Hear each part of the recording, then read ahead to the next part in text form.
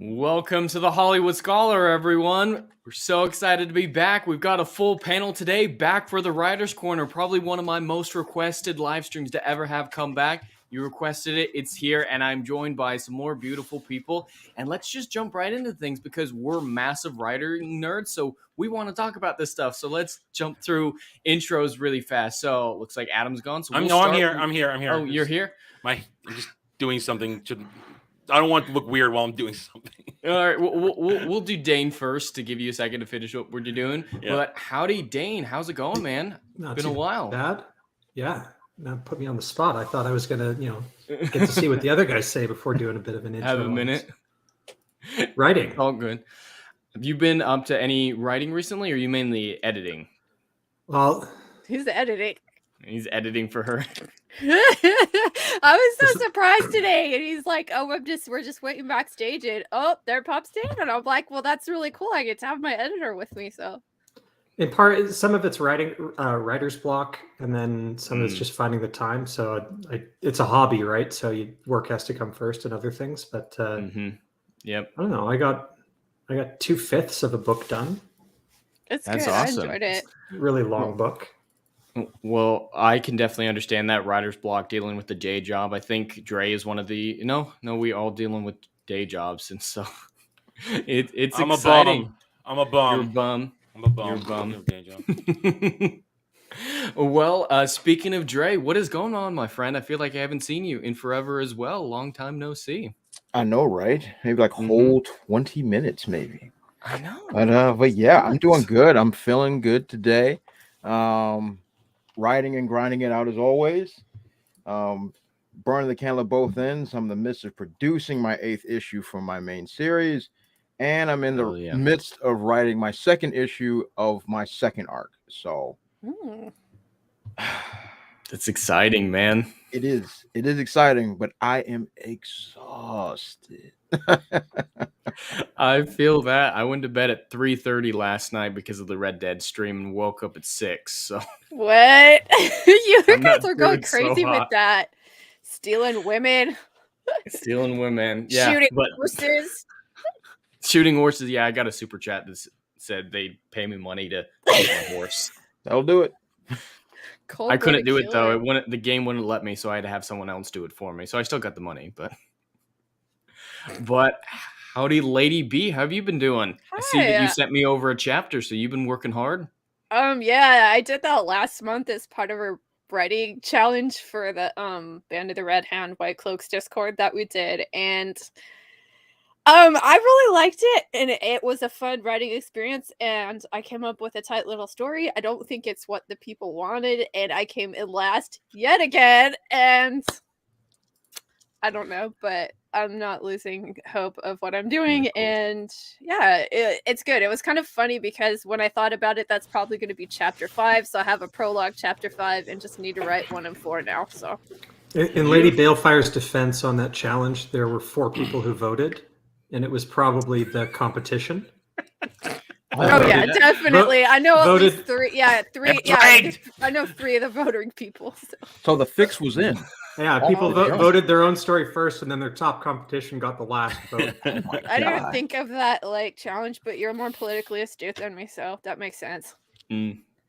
Well, I'm happy you're here because I have a perfect opportunity to debut a new clip that I've been looking for years, and I'm happy that I have even the slightest excuse to use it. That is a woman.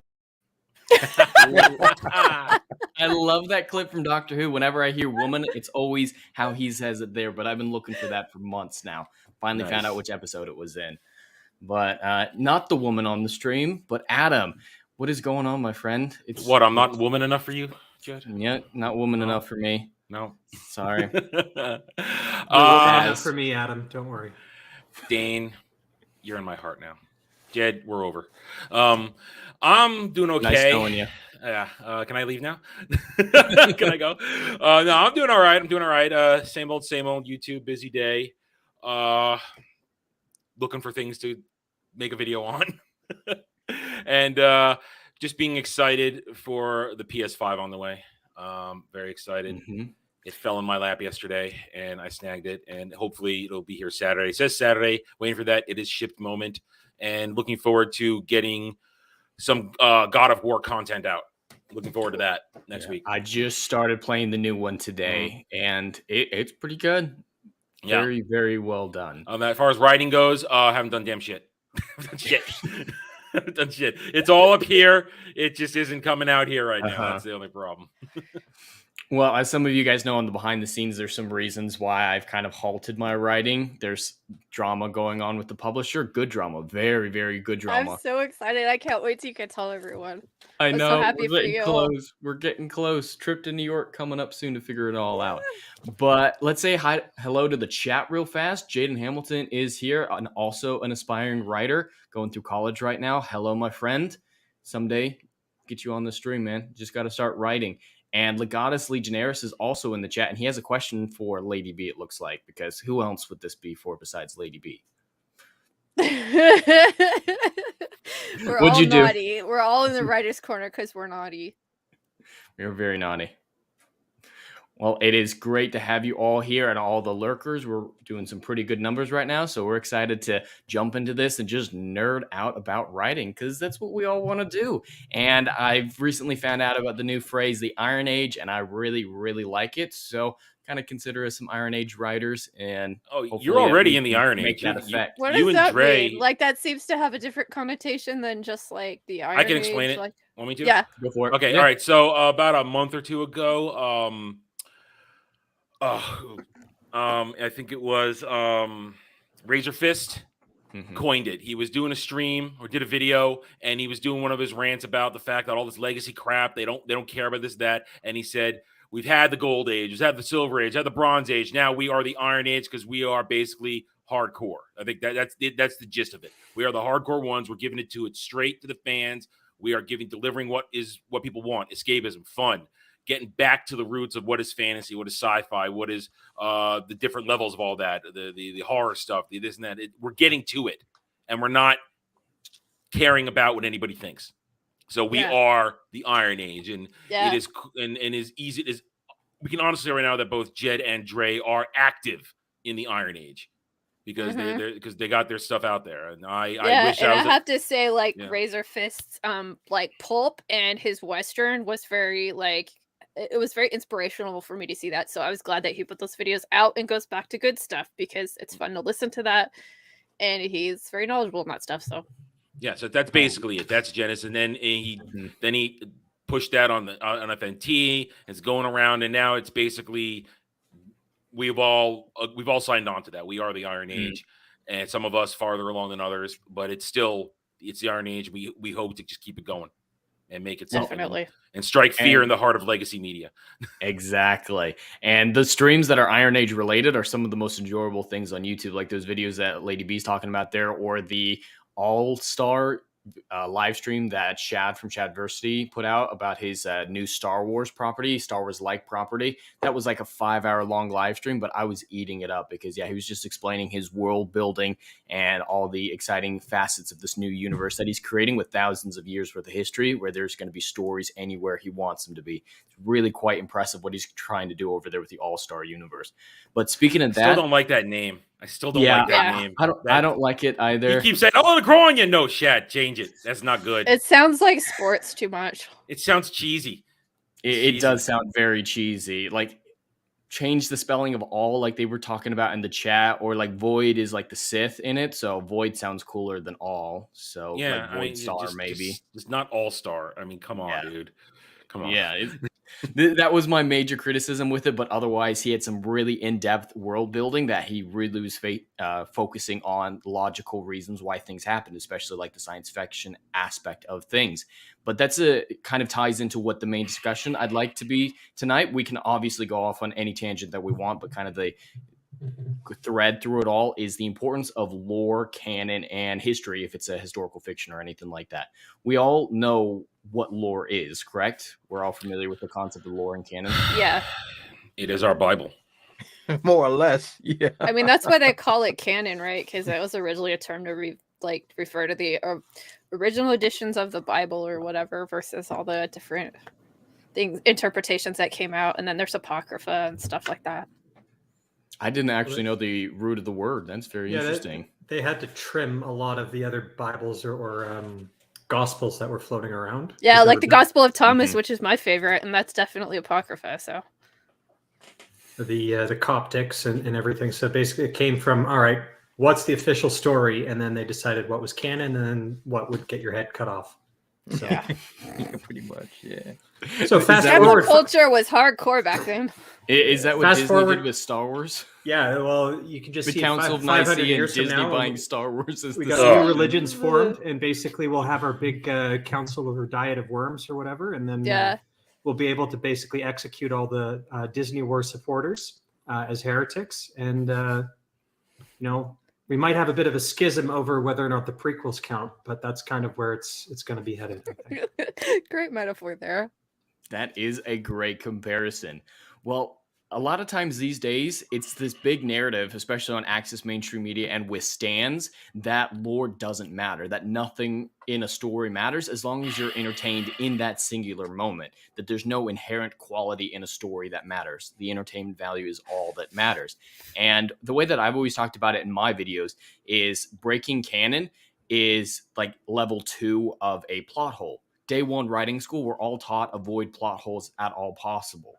And so anybody who knows anything about writing knows you need to do that. Well, canon breaking is that on such a major scale that it crumbles the entire universe, not just a scene like a plot hole normally would, or maybe one movie. Canon breaking stuff is devastating. But do any of you guys have any thoughts on that, or perhaps how you've incorporated canon into your story? Adam would probably be the one with the most lore. Delayed gratification. I think that's where the argument comes from. So it's harder to do and stay within canon. But what you were saying there earlier, Jed, about like a quick payoff, and as long as I'm entertained in the moment, people love it, and that's all what it goes for. So when the spaceship in The Last Jedi goes to hyperspace and nukes the whole fleet, no, I'm going to give you an aneurysm, but if you're in the theater there and you see the visual, you're just like, whoa, I didn't see that coming. Whoa, the rebels win. And if you're not into delayed gratification, just instant gratification, you loved it, you get out of the theater and someone says, why didn't they do that to the Death Star? It breaks hyperspace lore and how hyperspace works. It breaks all kinds of things. The only thing that it didn't break was the fact that there's no sound in space, and that's the only reason why I like that scene. It's the only thing that. Not to mention, it's basically let's rip off the Picard maneuver from Star Trek: The Next Generation. Let's just rip that off. That's essentially what they did. They ripped off the Picard maneuver. Isn't that the one where he goes at the Ferengi and it he goes faster than light? What it is, he delays going to warp speed, and it makes it looks like the ship is in two places at once, and then it just does a little micro blip, and it shifts, and your opponent doesn't know who to target. Yeah, but he didn't kamikaze them. No, he just shifts places and then opens fire. But it's still basically ripping off the Picard maneuver in a way. At least that's how I see it. It's ripping it off because they're uncreative. They're assholes. Anyways, if you're of the type of mind that the lore doesn't matter and I can create plot holes, then I'm going to create that great visual scene of the lightning blast or whatever, the radish, I think, was it? The radish? Yeah, it was something like that. Something stupid. Sounds familiar. And just blow up the fleet. And then, who cares if people leave the theater kind of scratching their heads like, why did they send 30 X-Wings at the Death Star? All they needed was one. Why did they pilot it with a droid? Just send a droid. You didn't even have to kill a guy. What? Why not just use drones or something? Hyperspeed, go through a Death Star, boom. Like, wait a second. Let's draw this out to the logical conclusion. Why build a Death Star if this is going to be the easiest thing in the world to blow up? Just shoot at a planet. And then you're like, well, at least it looked cool. And that specific example is kind of an interesting one because it's not just breaking the internal consistency of the narrative, it's also breaking the stakes involved. So it's not just that it doesn't make sense, it makes everything just have no value. Just like you're saying, why did the Death Star trench run have to happen? And without stakes, there's no tension, there's no entertainment in an action film like that. You need tension and you need stakes. Even though, like, in the back of your mind, you know most of the main characters are going to be fine, there's still that sort of, what is it, cognitive dissonance? That's not what it is. Yeah, that's it. Oh yeah, that's it. It is that. Okay. Yeah. Where you just kind of forget it temporarily to immerse yourself. Yeah, the without stakes, conflict. that's impossible. The conflict between you knowing something is wrong and accepting it's wrong, and the dissonance is the conflict between knowing that and it's super rationalization is what it is.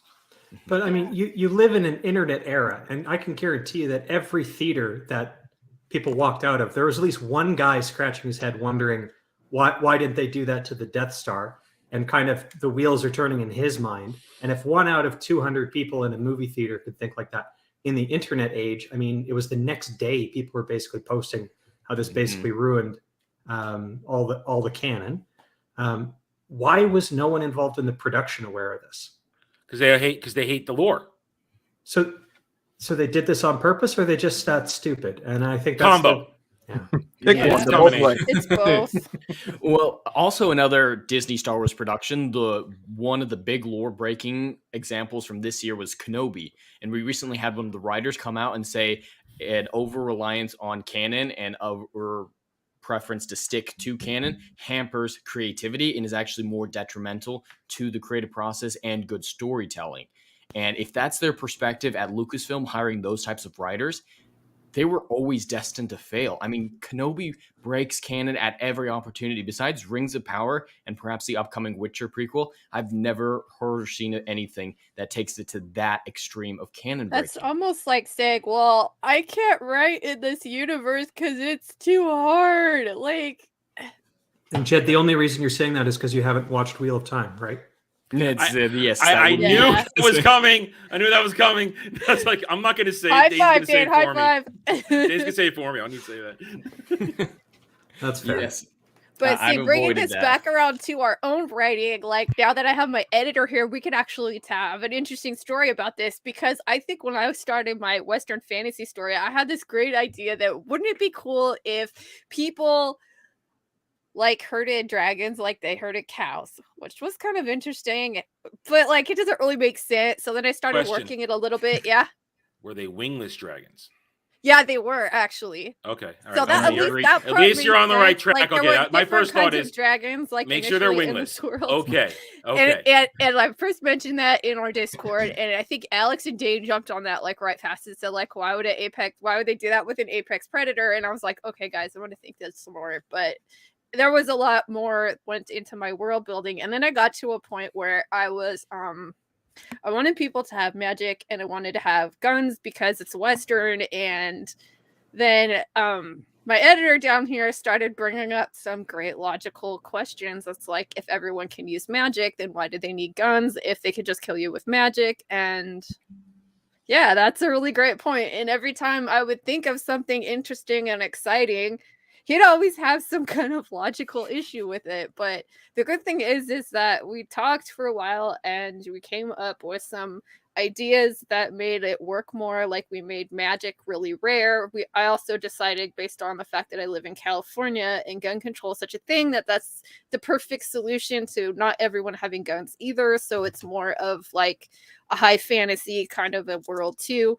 But I also have guns and I also have dragons in a sense. So that is why that like canon and lore is so important, because it's like the authors create logical rules to the world. So when you go and write it, like, you know what's going to happen in this universe.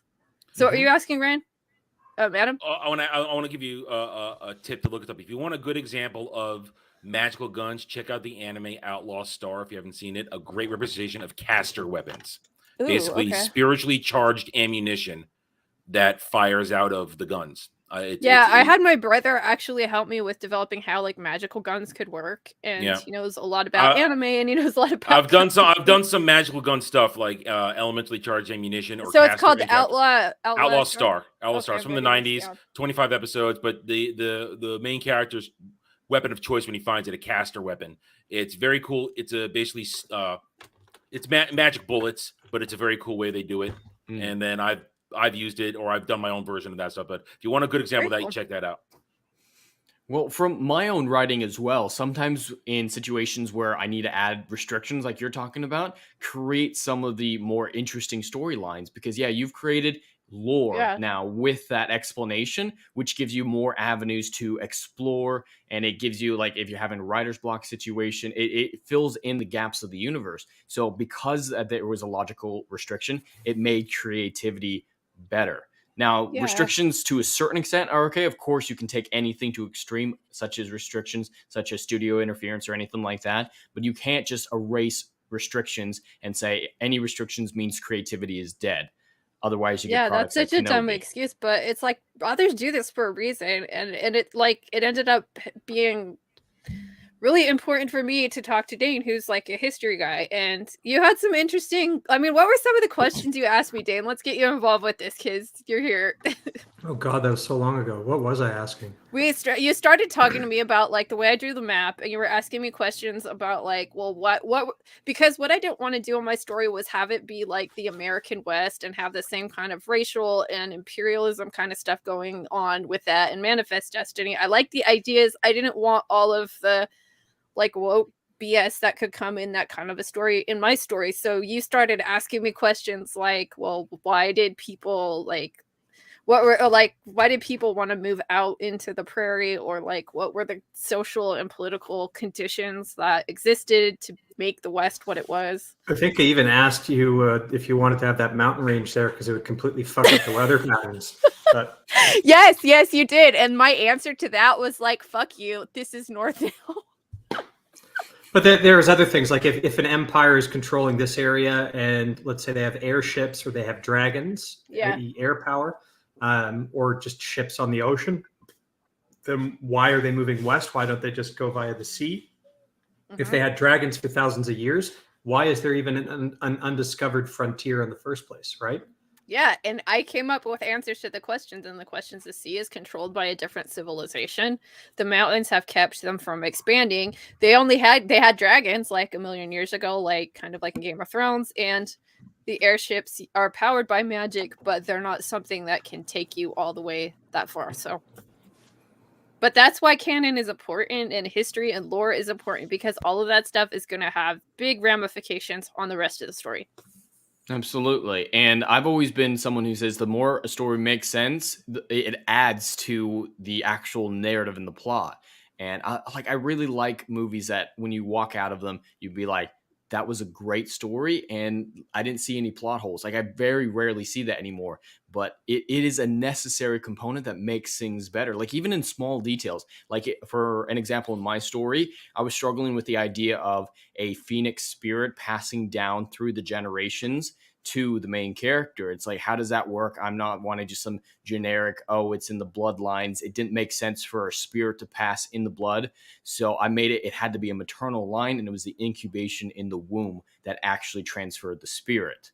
And so there was that little extra detail to it, and that made it so rare that it was a strict maternal line from ancient times to the present. And that gave me so many little opportunities to question the fate of the situation, because of course Greek mythology, we know destiny, fate, and prophecy is a big part of it. So I incorporate that as well. So when the main character figures out that it's incredibly lucky from his perspective that for thousands and thousands of years he's been following a maternal line from 0 BC. Yeah, I had that AD. problem too, and that was something that Dain was like, "Oh, would have a think about this. How is this going to work? Does everyone have magic? Is it just some people? Like, how does that work?" And that's going to give me some hard and fast rules for what's going to happen in the story. But if somebody went and was trying to write the same story and they didn't use that, they're going to have all sorts of problems. So, absolutely. Yeah, and that's definitely something that you have to set up in your lore, especially when you're dealing with supernatural elements of any sort. Like in my story, I set it up to be a blood type that gets a special ability. oh yeah, So your lore is so cool. Like everything, your magic is even yeah, it's easier to set up and to maintain lore if you set the right rules. So you can set rules and still be super creative, but it stays within a confine. And once again, like what Dain was mentioning, is about understanding the research, knowing the history of whatever the world you're trying to build. Me, it was easy because I stuck to my home, Washington D.C. When I was building my world. I know how blood types work in my city, who has what, how it gets down, how water-based viruses are a really big deal in my city. So it was easy to build the lore because I understand how the world works. And especially if you're building out something that's definitely going to have abilities, The magic, special music guns. too, that was so cool. Yeah, I come from a very musical town, and we have every single genre of music in history of the world in a city this big. So it was easy to build that way. It was easy to manifest how the world building works.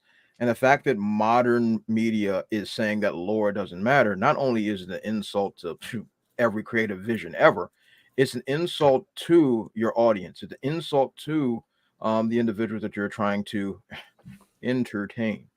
Because if you're going to tell them that there are no rules or that there's nothing to follow, there's no reason for them to be invested if anything can happen at any point and nothing really matters.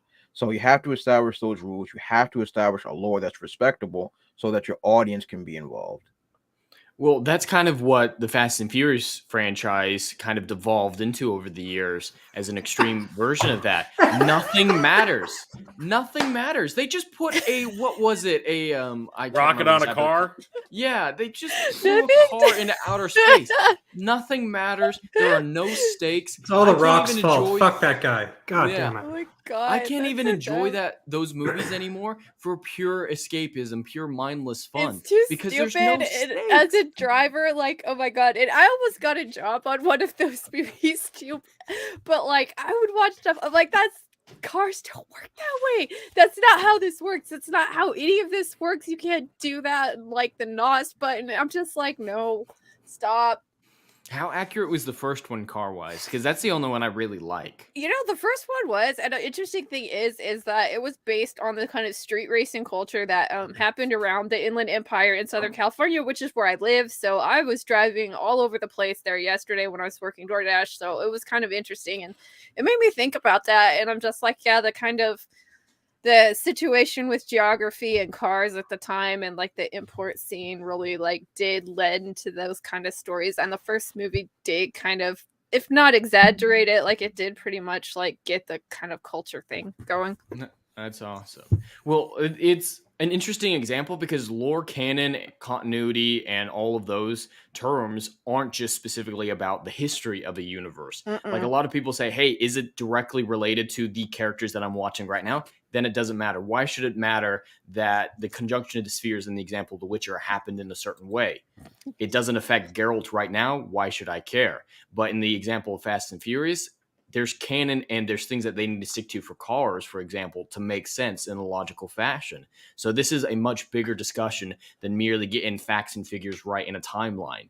It is a lot more complicated than that with a lot of small details. And not a lot of us have adaptation experience as far as I'm aware, at least in a professional sense. But from a lore perspective, I think Adam might have the best perspective when it comes to if he were to come into Star Wars and write a story in it, how important it is to incorporate that lore, even though a whole lot of normal fans aren't aware of it.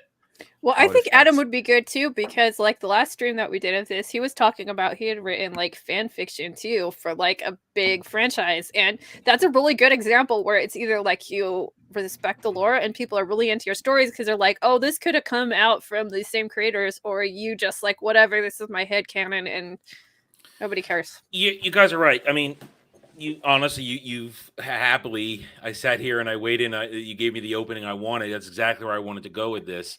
Is if you want to learn to respect as a writer, and I preached this last time we did this show, if you want to learn to respect the lore, pick your favorite game for your favorite show somewhere, write some fanfic for it, because you are forced to, if you want to be successful and have other fans enjoy it, you got to follow the rules set down by somebody else, and it teaches you respect for that. So for Lunar, which was my first one, that was the first fanfic series I had back in '96 when I dipped my toes in the writing waters for the first time. Really, I had 2 games to work with at the time, the 2 original games. They hadn't done the remakes yet, so everything I did, I had to trace back to that. And if I added something, I needed it to make sense based off of what was available. And then I started adapting and expanding, and people were fine with it. The bigger one, the Tenchi Muyo franchise, much larger fan base, much wider known. You're now stretching across the world, not just in small at the time niche video game franchise. A lot of fan for during the mid to late 90s, early aughts. The Tenchi Muyo franchise was at its height of popularity. It premiered on Toonami. Everybody got into it. Everyone it exploded. The fanfic scene exploded. And okay, sorry. Okay, hey. I still want to cab it to this day. I want to cab it. I want to cab it. I transfer into a spaceship. Get me the hell out of here. Hell yeah. But you had to. There were so many different kinds, and you had so many different versions. You had the OAV, you had the universe, and everybody took a shit on Tokyo, so we didn't pretend that didn't exist. But you had to play within the rules, and it makes you think. It makes you work. It has to make sense, and it didn't help when they started making more out of after 20 years, and they screwed with their own lore. Because then then there's the trouble when the own creators are to screw with their own lore and mess it all up and piss everybody off and drive away the original fan base, which is what happened with Tenchi. Yeah. That's why Tenchi is memory hold. Nobody knows or cares about it anymore because on the OAV timeline, they came back to OAV 3, then they made 4 or 5, and I think a 6 one, and then spin-offs. They effed with what made it perfect and magical. None of it made sense anymore with everything they'd set up. And they added more characters in that. They diluted their own thing. Yeah, as fanfic writer, yeah, I added my own characters, but I didn't go shotgun. I didn't spread it out. I made it logical, connected. So working with a fanfic, it teaches you to respect the lore. Because if you break it, then the other fans, they're going to let you know. It's like, this isn't right. The greatest compliment you can get, and I got this compliment. I still have. I kept all the emails into folder in my private account, which what time was my public account, the fan mail. I kept it all. One of the best compliments you get is, this is my 3rd OAV for Tenchi. This is my 4th OAV when you wrote this one. This is the way I wanted to continue. Your version is the way it goes. That's the best compliment you can get. Yeah, and speaking of like emulating people, like Dain wrote an amazing fan fiction. I was like, oh my god, it was one of the writing challenge. Tell us about that, Dain. That was so good. I was like, oh my god. So on the Band of the Red Hand Discord, we do have a creative writing channel. So people who are kind of into writing can go there, and occasionally we'll have challenges. Usually someone will get an idea. So an earlier one I had was the Ultimate Discovery Writing Challenge, where you basically had to write a duet, where you give 500 words, and then you have to have a partner who then reads those 500 words, and then they take their character, their story, and they go with it, kind of back and forth. So you literally have no control over the plot, and you still have to kind of get a coherent story together within 8,000 words. But the first one that we put up on the Discord was a Wheel of Time fan fiction. Bearing in mind that Robert Jordan fucking hated fan fiction.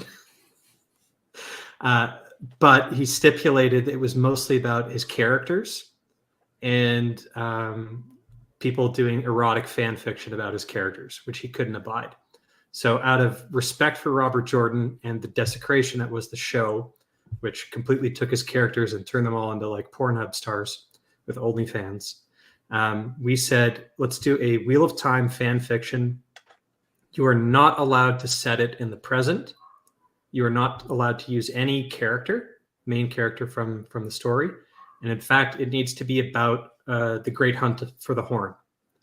So write your own Great Hunt of the Horn story so that it's maybe a tale that could have been included in the Gleeman cycle that Tom Maryland kind of performs within the book, but it's set back in time. So we got I think we got about a dozen submissions for that one, and people seem to like mine about. Yours was so good, and it was so freaking evil. I was like, oh my god, that did not happen. But you know what? It was really good because you did not only did you respect the way that the books were written, you're really good at emulating the style. You came up with an original story, but it was also something that was really plausible in the universe, and you felt like the conventions of the storytelling. I think that's important when people do fanfic. A lot of people I threw in Don't so do that. many member berries in there. It's not even funny. Adam, you might get this one, but I mentioned a company of heroes called the Company of the Easy Badgers. And you might get that reference slightly if it was named after a certain inn in Ilion. No? Okay. No, I'm not going to remember that. I'm Okay.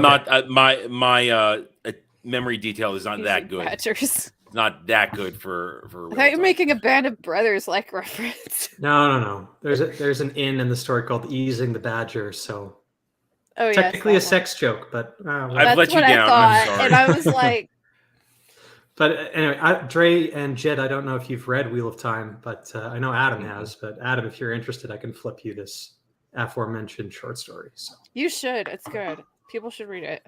It's a good introduction. No problem. anyways, I found the easiest way to stick within the setting, though, is just not to touch the magic system. So there's no magic. Oh, that is good. That is good. And I like what you said there. It's very easy to respect Robert Jordan in that sense. Just don't include his characters. Just don't include his characters. Choose an open setting where you have enough wiggle room to do something. And that's what we're talking about here, right? There are three main elements to any story, right? And it's plot, characters, and setting. And we're really about setting. And for fuck's sake, for so much other literature that's set in the real world, you don't have the creativity with your setting, right? Your world has to follow actual rules, or if it's set in an actual time, it needs to be set in history. Some of the best science fiction, in my honest opinion, is hard science fiction, right? That follows actual known scientific laws, right? Star Trek, I agree. Out the window, right? Because what? Relativity. Why would any ship have, anti-gravity or gravity generators? Because you would just build spin ships. It's the same thing that I talked to Lady Balefire about. Like, if all your people have magic, why do you invent guns? Sorry, we already know how to have simulated gravity in space. You take a ship, whatever, and then you put a ring around it and you spin it. Mm-hmm. No one is going to invent anti-gravity so that you can fly around on the Enterprise like that when you already have a solution that's free. So anyway, I like hard science fiction. I'd argue anti-gravity makes things easier. Magic, I don't want shit to spin. I like it just stable. I think a lot of things have their place. Yeah, in that regard, Lady B, maybe you can answer this for me. So for the universe that you're setting up, is it going to be science fiction or science fantasy? Mine's fantasy. It's just straight up like magic fantasy.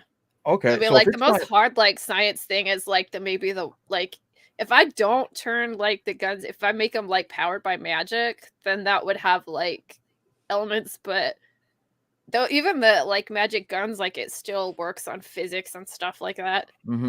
I think like you get into trouble when you start like taking something like and trying to say that, well, this one real world thing works, but these other real world things don't apply. Like Mistborn is like that, like Brandon Sanderson, because he goes on about like, oh, it's just like Newton's first law with how the magic works. But I'm like, well, if you're using Newtonian physics, like how do you change your relative density like on a whim? Like you can make yourself lighter or sort of like that's not realistic. So I don't know.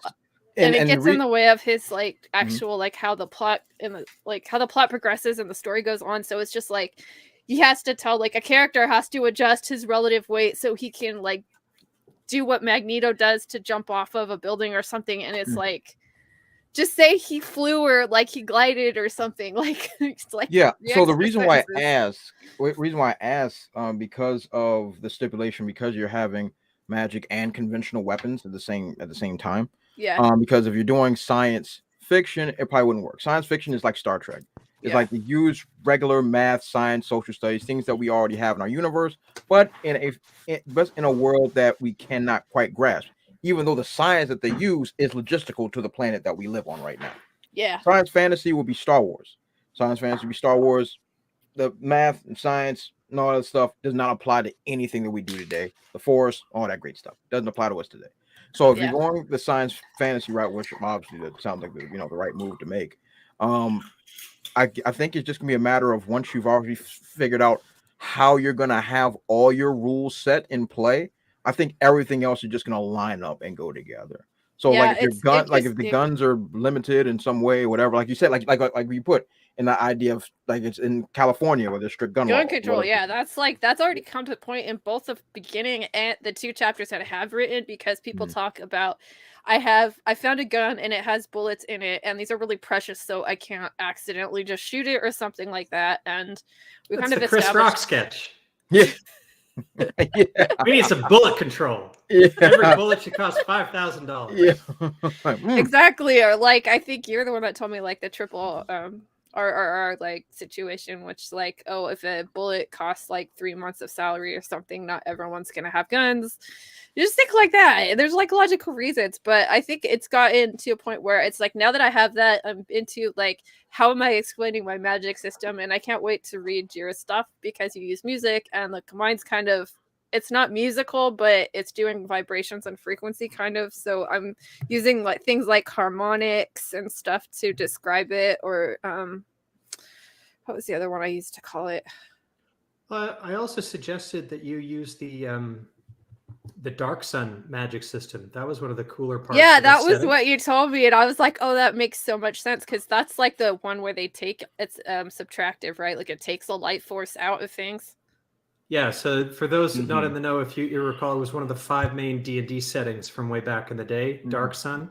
The one I never looked at. It's the one I never looked at. Yeah. It's a ruined desert planet, and basically the magic users could either be preservers or defilers. And defilers were far more powerful, but they basically sucked in the life force of everything around them, and it created a wasteland. So but Lady B, in her story that she just submitted, it had a pretty cool implication where there's a magic user character who gets killed, but it's precisely because he's put into a situation where he can't access any nearby life force because he gets thrown off a blimp.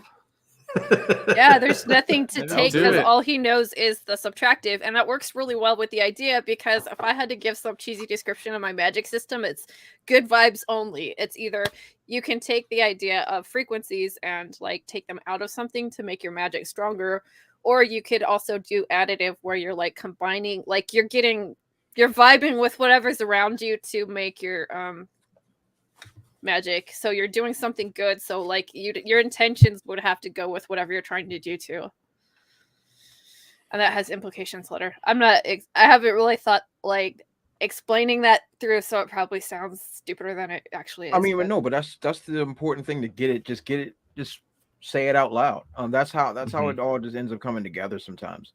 Yeah, a lot of it is like stuck in the head, but once you say it out loud, then you can take whatever elements there are, and now you can craft something around it to pretty much clean it up a little bit. So it's good that you're saying it out loud, even though we might not follow the entire thing, but you know where you're trying to go. And that's like for example, like there's a thing in the magic system where it's either like it's a harmonic or it's a dissonance, and like I know for being an audio engineer, you can take something that is in the same wavelength and it has the same like the amplitude and the trough of the thing, or the amplitude is the same and the peaks and the trough lines up, it'll make a bigger wave.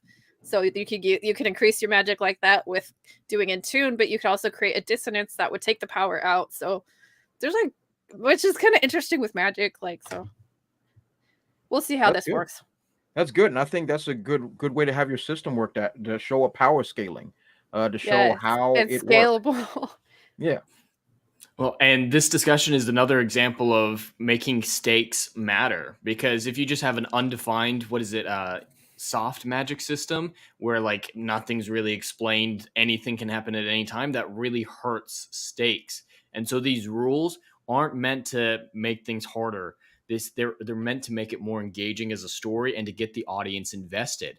And that's always the primary step one goal, is get audience investment. And sometimes it's these insanely anal detailed magic systems or other systems like that make that possible, because there has to be stakes. There has to be a cohesive world that makes sense when you look at it. And so every little detail matters. Yeah, that was one thing I found out when I was writing the like big Game of Thrones thing I did, is that like I was trying to expand on whatever magic system that George R. Martin was trying to create, and I realized is that I don't think he really created it. It was like there didn't seem to be any underlying kind of rules of how this worked, and so when I came to do it, I was kind of like, well, there's obviously 2 different kinds. There's like Earth water, like kind of like green magic, and then there's like Valyrian blood and spirit magic, and it seemed to be vaguely tied to elemental ideas like that. But I don't really think even he knew how it worked. It just worked however the plot needed to work. So when I was trying to write fan fiction, I'm like, there isn't even any rules I have to follow. So that was one thing I learned from writing that. From my perspective, I mean, just the way I'm handling magic now, at least at the start, I'm actually keeping it pretty simple, because the magic I want it to be at least the general kind of magic in mana. It's mana, it's there. You either perceive it or you don't. And if you perceive it, you have the talent to draw upon it and craft it to what you want to do with it. But the basic rule is that if you see the mana, the earth is there, the wind is there, the water, the flames, you can draw on it, you can do stuff with it. I keep it pretty simplistic. But what I do get anal about is when I talk about the other skill sets I'm introducing to the first world I'm showing off here in the universe I'm creating. The primary my protagonist's ability the ability he wants to learn. There definitely I've added stakes to it. I had to redefine it from its original version, because going back in time, the original version little limp, wasn't girthy, wasn't sturdy. That's what she said. Nice. Make it a little dirty, I know. Point is, though, I needed to add more to it. Need to be more than just, oh, you had your awareness reach a certain point and now you can do it. No, I went back in the new version and I gave it something important. It actually has to cross a certain threshold, and you have to. It's not just doing it. There's a mental aspect to it, and then other things too. I not too much of a spoiler going on. I won't think a spoiler because I make it pretty clear early on when one gets to the book. Summoning rituals. I make a very big deal that there's a lot to it, and that there's a payoff eventually to when I go back to it constantly. So I want to say I'm not getting anal about my general magic system, but certain levels, certain types, I do get into it, which I think then balances out. Yes, I'm giving a pretty simplistic, basic mana elemental magic system, but I talk about other skills and stuff like that. Then I'm giving it a little bit more attention. So I feel like there's a balance to it. Yeah. Simple one way. Yeah, for sure. Introduce a whole bunch of other things that can satisfy that. Okay, here's an interesting thing, and there are a whole bunch of things to come that are grander scale, but it's all there. And I think there's a place for, like the term you guys use, a soft version. But if you go into other directions and give some more intricate stuff, it balances it out. So a soft versus hard magic system is a distinction that Brandon Sanderson, I believe, came up. And it's worth noting that there are many, many actually more famous fantasy examples, like Lord of the Rings, for just instance, that has a soft magic system. Yeah. Gandalf has power. We don't know what they are. And I don't know how it works. Doesn't do it that much. He's kind of left there to be an advisor or whatnot, but it's like, why didn't Gandalf go and win the war? Well, did he kind of? Yeah. I don't know, but he's not the main character, right? Wheel of Time, World of Difference, Randall Thor, that's the main character. You better explain his magic system, because it's a 14-book journey. And it's the core. It's the core of what everything going on there. The taint is at the center of everything. Not the taint. Not the taint. Surrounding. Well, yeah, You different dirty! stories need. Yeah, different- what's your like magic system like, Dain? Because it's like interesting. Because one thing he pointed out to me is I decided when I started writing this that I had to, in my own mind, know how this magic system works. And I think the first draft of this, I just like info dump stuff, and he's like, you can't do that. Like parse it out in small bits, which does, and it works better, so the audience learns as well, and it's not like 50 things to remember. But you had an interesting magic system. No, I'm not gonna do any spoilers, but I'll say that a couple of books that influenced my magic system the most, and surprise, surprise, history books. Barbara Tuchman's A Distant Mirror, Calamitous 14th Century, and Umberto Eco's Name of the Rose. Because if you want to write a realistic fantasy setting, you have so much room for the unreliable narrator. Because even in our own history, where there wasn't actually magic, people sure shit believed in it. They kill people over it. True, but that's as far as, so people didn't know about what was going on in distant lands, but they all believed in witches, they all believed in goblins, they all believed in different kinds of monsters everywhere. So just slight spoiler, when you read further into kind of what I'm doing, how many actual monsters do you see? How much actual magic, unexplainable stuff, phenomena do you actually see? Because I'm trying to be very Spartan with it and kind of play with that angle of, could this actually be a real history, or do I have a fully developed magic system? Well, and it just depends on the story, what type of things you need to highlight more to make the narrative more deeper and three-dimensional. Like for Adam's world, there's just different things besides the magic, which is the forefront. Same with mine. I go into anal detail about the history because it matters a lot what order advanced 2,000 millennia, even more, like back to the beginning of the universe, what order events took place in, who was there, how things transpired, like the timeline and how things transpire is the most important aspect. So that's where I spent a lot of my world building.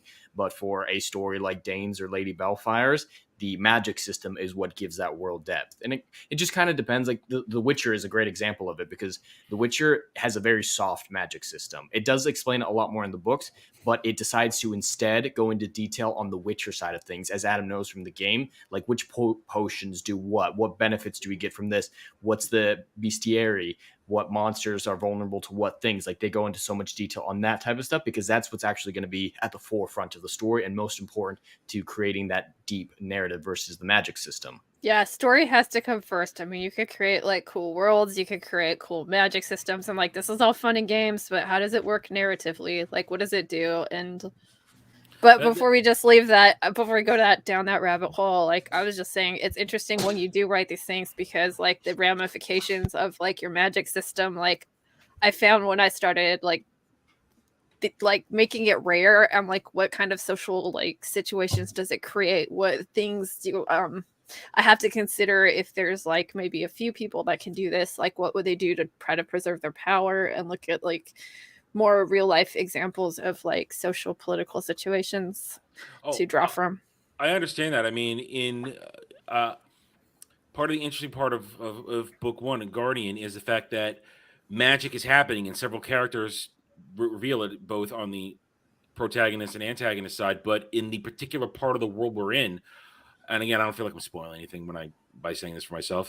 In this part of the world, magic has become virtually unknown, but I don't come out exactly and say why, but I believe the way I tell the story, it's made pretty clear why magic on this particular continent is not as widespread, is frankly unknown at this point in the current history on that continent. And as you go further on, the other continents, magic is every day. It's something. It's not unknown. It's well known. And so what you say though. To two things I bring this up. One, you guys make an interesting point where part of your starting point is the idea of the magic system is kind of a starting point. Whereas for me, because I've read and played and interacted with so many magic systems over my career, it's just kind of like a part of the environment. It's not something I'm starting with. It's just something that's there, and I expect it to be there. So I'm going to. It's basically a way of life, depending on use it or a tool or this and that. But you guys, it's fascinating to me that that's a starting point. And that's not even a consideration to me, that it's a starting point for building it. And that's fascinating to me. Because because we're like creating something totally out of the blue. So it has to have its own rules. Like I think one of the things when I first talked to Dre was like him talking about, okay, this is a magic system that's based on music and like actual genres of music, which I thought was so cool when I was reading like in the Name of the Wind, is that I thought there was going to be magic in this, but they never went down that road. But Dre did, and that's why I'm so excited to read it, and I can't wait till I get paid. But yeah. Well, you're all talking about magic systems, and I think I get to, for the type of story that I'm writing based off Greek mythology, I get to borrow so much of my magic system from the actual you don't even have myths. to do the work, dude. I didn't have to do the work. That's cheating. I'm cheating. I'm basically cheating too. It's just, oh man, whoop, fire in my hand. Mm-hmm. Whoop. But it does make it easy that Homer wrote most of my lore for me. I just have to stick to it. Does make things easier. Yeah. But that's why I spend that same effort that you guys are in the magic area into the history aspect of what happened after the myth and filling in those thousands and thousands of years of unknown information that the myths don't cover. And Yeah, so and there's something interesting to think about too, is like the idea of a magic system. And it doesn't have to be straight up like magic, like inexplicable stuff. It could just be like, you could think of it too as the conventions of the world. Like I think Brandon Sanderson was talking about magic system and say like a cut procedural or something, is that's the assumptions the audience will have going into like what cops do, like there's this and this and that happens, or there's going to be like forensics or something, or I think of like CSI or something, because there is a magic system there, even though it's real science. I mean, it's just like conventions of your world you need to know. So even if you're not writing science fiction or fantasy, you should know what your magic system is, i.e. like the kind of rules of your world, basically. I agree. David Caruso in CSI Miami was magic. He was. I mean, there was such BS in the show, but it's always like you just know this is going to happen, or you know, like vampires drink blood and they can't go outside, and it's that kind of stuff. Well, to Jed's point, I go the Jed touched on where I do. When I start building the lore and building something, I build the history. Mm-hmm. I when I'm building the world, aside from the point where I know where my cast is, and I know the beginning and the end of the entire thing. But then I build the history out. It's what are the gods involved? What are the wars that were involved? What were the civilizations that were involved? And the core of it is all set in stone, but things change. I have changed. I could rattle off the amount of times I've changed something, especially going into book 2. When I'm going into I've since changed the title, but it's the entirety of what's going to go in there, completely changing that society from what it originally was. And it's the fascinating part of it, that why I said it's fascinating, where you're starting with a magic system as opposed to the way I do it. I start with the history. I started with the where everybody came from, where they're going, where it's going to go. I think mine was like, I couldn't separate it because it shaped the history, and there's so many ramifications of what I was doing. I was like thinking at one point, like, if they were all living on a giant plain kind of a continent, would they even have wood to build houses? And I'm like, no, they wouldn't. And if it was clay bricks, yeah, adobe and like stone, and there's just so many. That's an interesting thing to take care of. I mean, right now, again, something I'm taking into account is the initial start of in Guardians on the continent we're on. It's a continent that has had the most devastation when it comes to war for the past several decades, and what is essentially the neutral zone between the two surviving entities is basically, for lack of a better term, raped and pillaged by those two, and double governed yet ignored. And you have to understand that. And as war is ramping up again, they're taking from what little those people in that region have, when I've already making it known that they've also had poor farming seasons. So, like you said, you take into account, what does your terrain look like? What do things look like? What is the ruling class? How are they behaving? And it's all layered. And then you go farther, then can you talk about criminal world? Do you talk about this, that? And you add in the fact that there's no magical system or magical hierarchy in this section. All those things come place. Yeah, but it's all moving parts. But it's our moving parts. And if at one point, as long as we haven't put it on published paper yet, as long as it's not on published paper yet, and somebody aside from pre-readers or editors haven't seen it, you can always change it, because it's your right, because it's your rules. Yeah. You know, it's not law until it's published. Yeah, it's not lore, it's not canon until you do it. And if it is, there's things I'd want to change in my first book, especially my first I'm glad book. I've changed certain things going out. And I'm glad with the fact that now that I get to reset everything in terms of my universe, and everything what I've done using from D&D, using from video games, using from anime, that sometimes was forced upon me by my collaborators, people who I was working with, it is refreshing that going back to the drawing board, I can eliminate the troublesome aspects of stuff I had to sort of not necessarily retcon, but alter to fit into how I wanted to do it without making it look bad or stupid. Or when, let's say, again, working in with D&D as a property, when a new book would come out, when my characters had my personal characters in my own playing days, which is what it evolved out of, had a very big connection to Loth, the Spider Queen, the goddess. A lot of lore. My lore connected a lot of stuff with my first character. And at some point when I'm doing everything, there was this whole saga where she disappeared from her realm. The Dark Elves in Forgotten Realms were without their goddess. And there was a whole series. And I had to, when I came back to wanting to use her again for something, I had to realize, oh shit, I'm not going to read all these books, but I got to research this shit. Because I got to fit it into that. Because now she's come back, she's more powerful.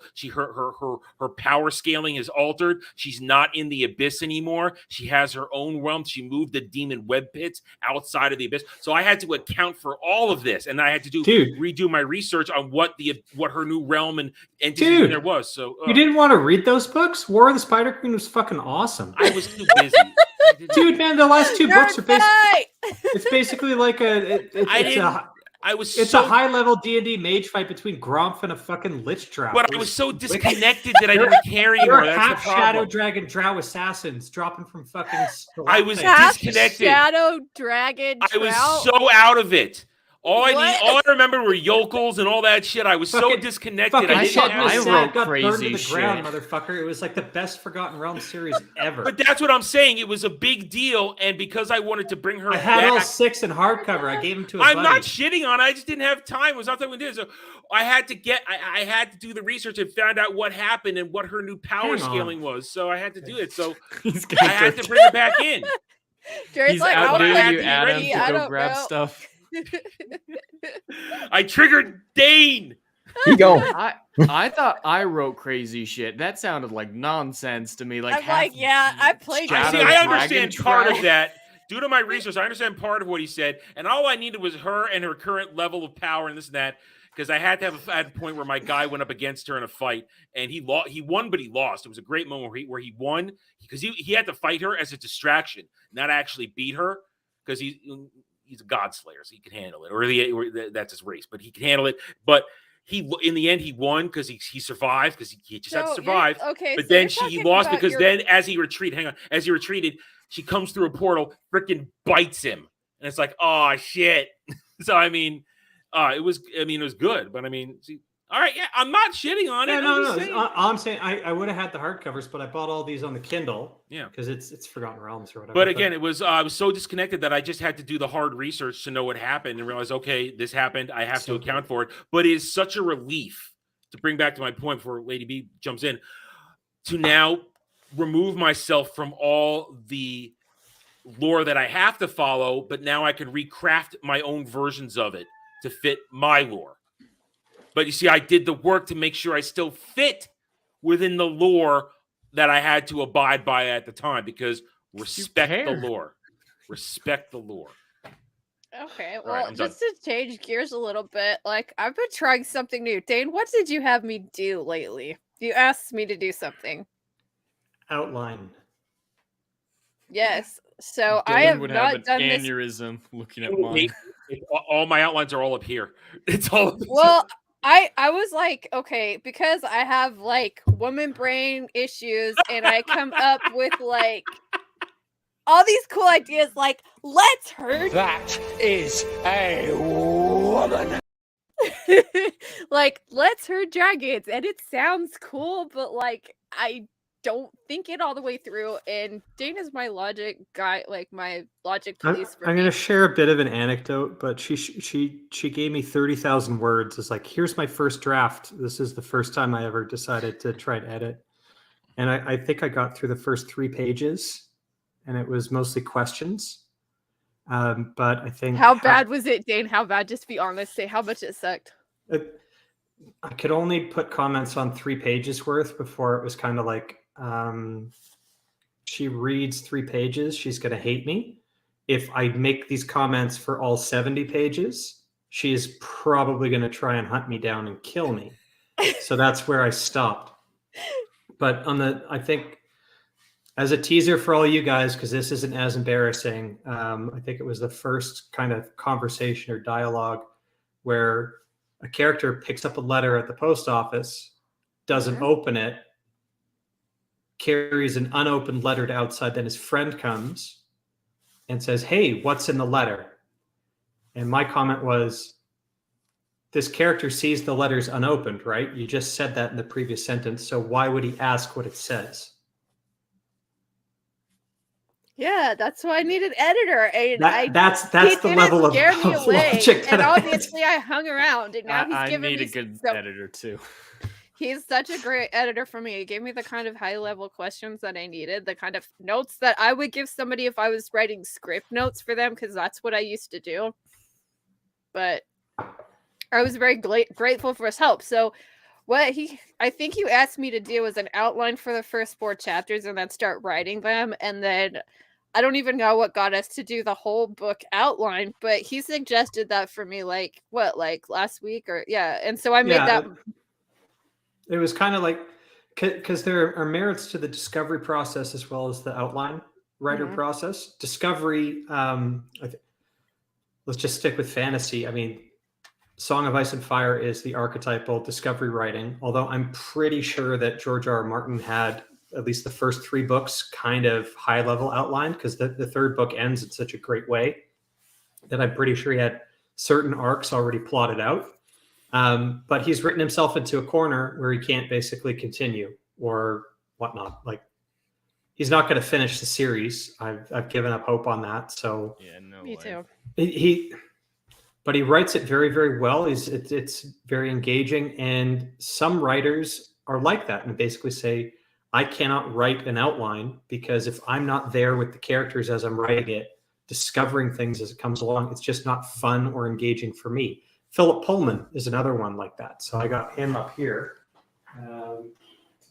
I cannot comprehend that. I need cannot an comprehend outline. That. And the cool thing with the outline that I've learned with Dark Materials, the Golden Compass or whatnot. Yeah, I love spreadsheets. That's my thing. I think it's spreadsheets. Yeah, it's kind of an outline for comic book writers, because that's different. See, one thing that the outline has helped me with, and I'm glad that Dain had me do this, was that when you write, you can you just get on the train with like, and then this happens, and then, but like really you want to focus on motivation, so you get because this and therefore it's like this happens because of this, and he does this because of that, or like this happens, therefore this can't happen. And it's that kind of logic stuff that helped me get through the outline process. And I found because I was able to do like the chapters 1 through 4 to get to the part of 5 where I already wrote, like that was pretty easy.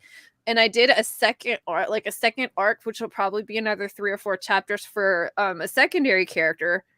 But like after that, it's just very like vague ideas. So how do you guys write? Are you guys more like outliney or like? Here's Pullman's preface to the Golden Compass, where he says, I began to write this novel with little sense of the plot, even less notion of the theme, and only the vaguest idea of the characters.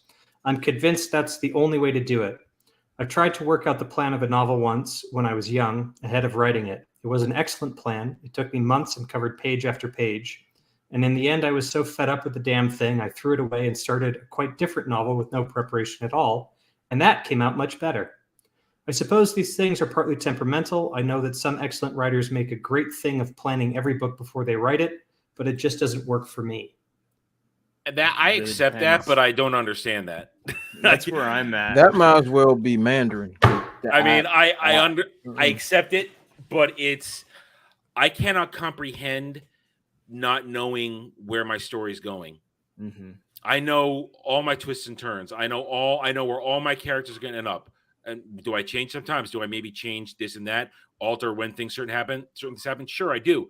But I know all their fates. I know all their connections. I know their genealogy. I know where they're going. I know what their purpose is from the very moment I create them and where they're going to end up. Mm-hmm. I know where the story's going to go.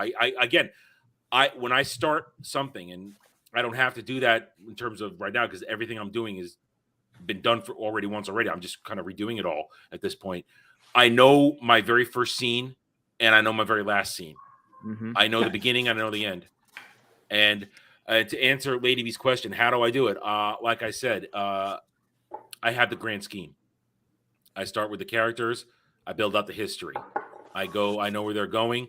And to something that Dain brought up in terms of how to avoid certain pitfalls, again, like answering, why do they do this? For me, the way I do it, when I'm writing it, I actually am that character I'm doing, and I am inside their mind.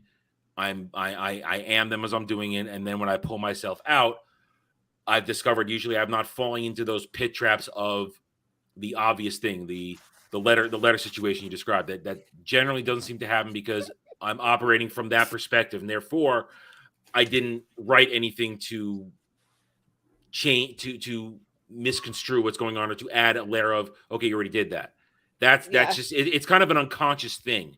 And it's only that way, I think, because I've been doing it for so damn long. It's one of those 10,000 hours experience thing. You've done it for so long, you're in it, and it's an unconscious thing. And then when you pull yourself out of it, it's kind of weird to go back and read something. Okay, I did this. I don't realize that I did it, but I did do it. And I think this is where the argument comes from, Adam, is that some writers, if they outline it too much and they know where the character's going, it feels a lot for them kind of like an and then story. Well, see, for me, it's the excitement of, I can't wait to get to this moment. That's the excitement I get. I cannot wait for this fight. I cannot wait for this romance. But why did the fight happen? And this is the trouble that you get in with outlining too much, is that you build yourself a tunnel and you build yourself blinders into the other possibilities. And that in part could explain kind of why the Radis shot through the fucking Death Star or Star Destroyer or whatever in The Last Jedi. They wanted the moment. They wanted the moment, or that's how they had it all plotted out.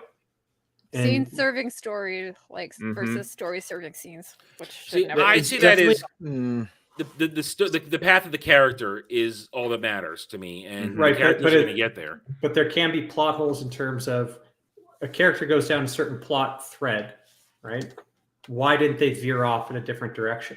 What perhaps there was a more logical choice that they should have gone and done that. I mean, even Robert Jordan, he was a definite outline guy because he had written his final scene kind of as soon as he had written the very first book, or kind of at the same time. So he knew how it was going to end. But he gave himself the whole Taviran Deus Ex Machina get out of jail free thing with his three main characters, saying these are special characters, and whenever coincidence and chance happens, is such like plot armor. had to veer things to course correct. That'll happen. So he gave himself kind of that automatic plot corrector, but with his only three characters.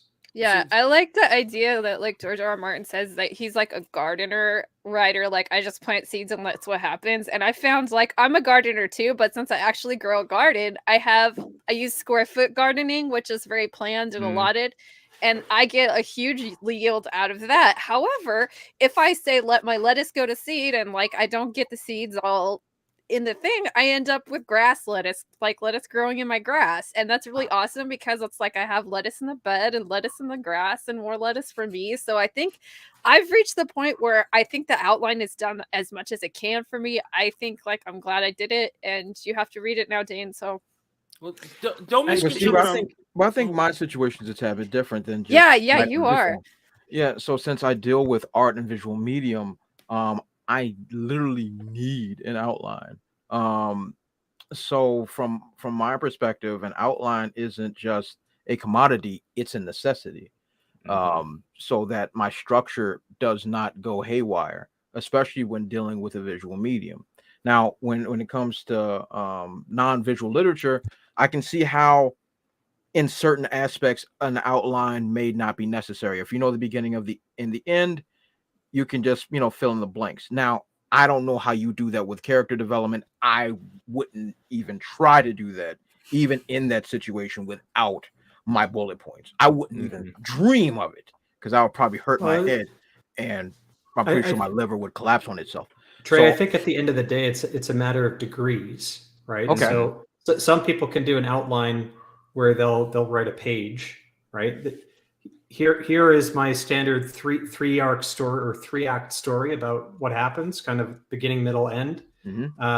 What are some of the character journeys, and here are the main bullet points, and boom, you go from there.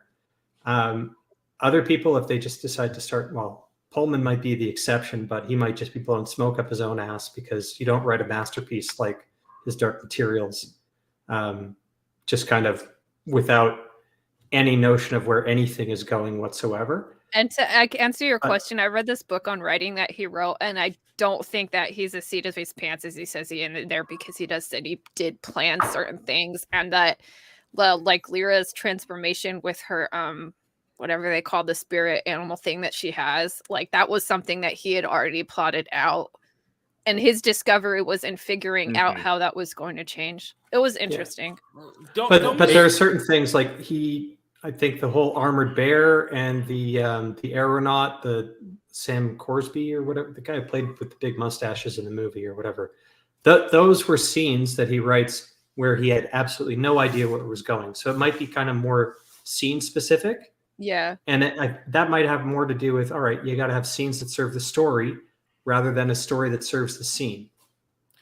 So I think it's a fine line to tread no matter what you do, and anything can be taken to an extreme. Like me personally, I overplan, I over outline everything. Like I had at least a good summary of the final book before I even began. I don't like to start the first book until I know what I'm getting myself into, but I still am very much willing to diverge from it as long as I get the basics right and mainly add to it. Like there's a storyline in book 3 that I'm writing now, which I did not plan going in. And at this point, it's nearly doubling the size of the book. Just this random idea I had in a moment. It's like that character's arc wasn't over. I can do more with this character, and it just birthed an entire storyline. But while we're speaking about outlines, I wanted to give Dre another heart attack. I've shown him this before, but this is how I outline, and it's completely insane. This is bananas. Like if anyone else besides me tried to read this, they would. And then the underworld, they leave. The structure. And look here. No, it's 25,000 words, 109 pages. This one ended up being about a 500-page book. So my outline's a fifth of the length of my actual story. Yeah. Okay. All right. It's insane. I need to make something clear. I don't do this. When I talk about outlining, I'm not talking minutia. I'm talking. I have moments and events to get to. A lot of things change in between there. I can say for sure when I was writing doing the rewrite a couple years ago, things changed as it happened. I think things were not set in stone. I'm not talking about things have to happen. It's certain events have to happen, like, to borrow a phrase from Doctor Who, fixed points in time. This that. But to me, it's also a concept that I'm very big on that is prevalent in all my writing is the idea of cause and effect, that things happen and they span outwards. And I make it very clear a lot of times that actions have repercussions. So I don't just, I think that I don't want to say that that's my defense against and then writing, but I make it clear that that's what I was trying to do. Reason. Like I could probably show you like what mine looks like if I could figure out how to share this. Street, then turn right onto Jadeite Avenue. Okay, I don't know why DoorDash is yelling at me. Sorry, guys. How do I share something? Is it just present? Yeah, they changed it. It's present. Yeah, it's present, and then click whatever window or screen that. Yeah. But I mean, and I don't have an actual physical outline. It's all up here, events, and that's my crazy brain works that way, and I know where I'm going, and it also helps to an extent that I've written all these books for a bunch of years, and the events are all there, and then I just have to reshape them to fit what I'm doing now. And there are a lot of things I want to change. I was just thinking about this the other day. There's an event when it comes to the idea of fate that at the time seemed okay to me, but now with a second chance to go back, the idea of dueling fates, to borrow the term that I don't actually use there, I need to redo it. It doesn't quite, it's not as solid as I felt it was 15 years ago when I did it. So I get a chance now to go back and maybe change the idea, the concept of fate, as opposed, which then leads into destiny and stuff like that. So I'm not wedded to everything. I do. While I have a very clear idea of where I'm going. There's still a fluidity to it. There's nothing is set in stone, and sometimes I'll be working on a chapter and the inspiration will strike me, and something will happen that I didn't plan on it, but there it is, and it happened, and it works, and I love it. I move forward, and there it is, but it didn't deviate from the main course. It just part of the flavor. Yeah, I don't think that worked for me. I'm sorry, guys.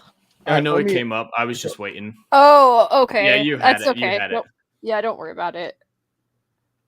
All right, I have a couple here that I would like to share. Jed, beautiful, on how we structure things.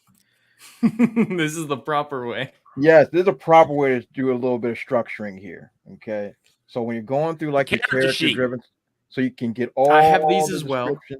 How? Oh wow, that's so cool. Yeah, I've totally done that too with mine. Like for the magic, like.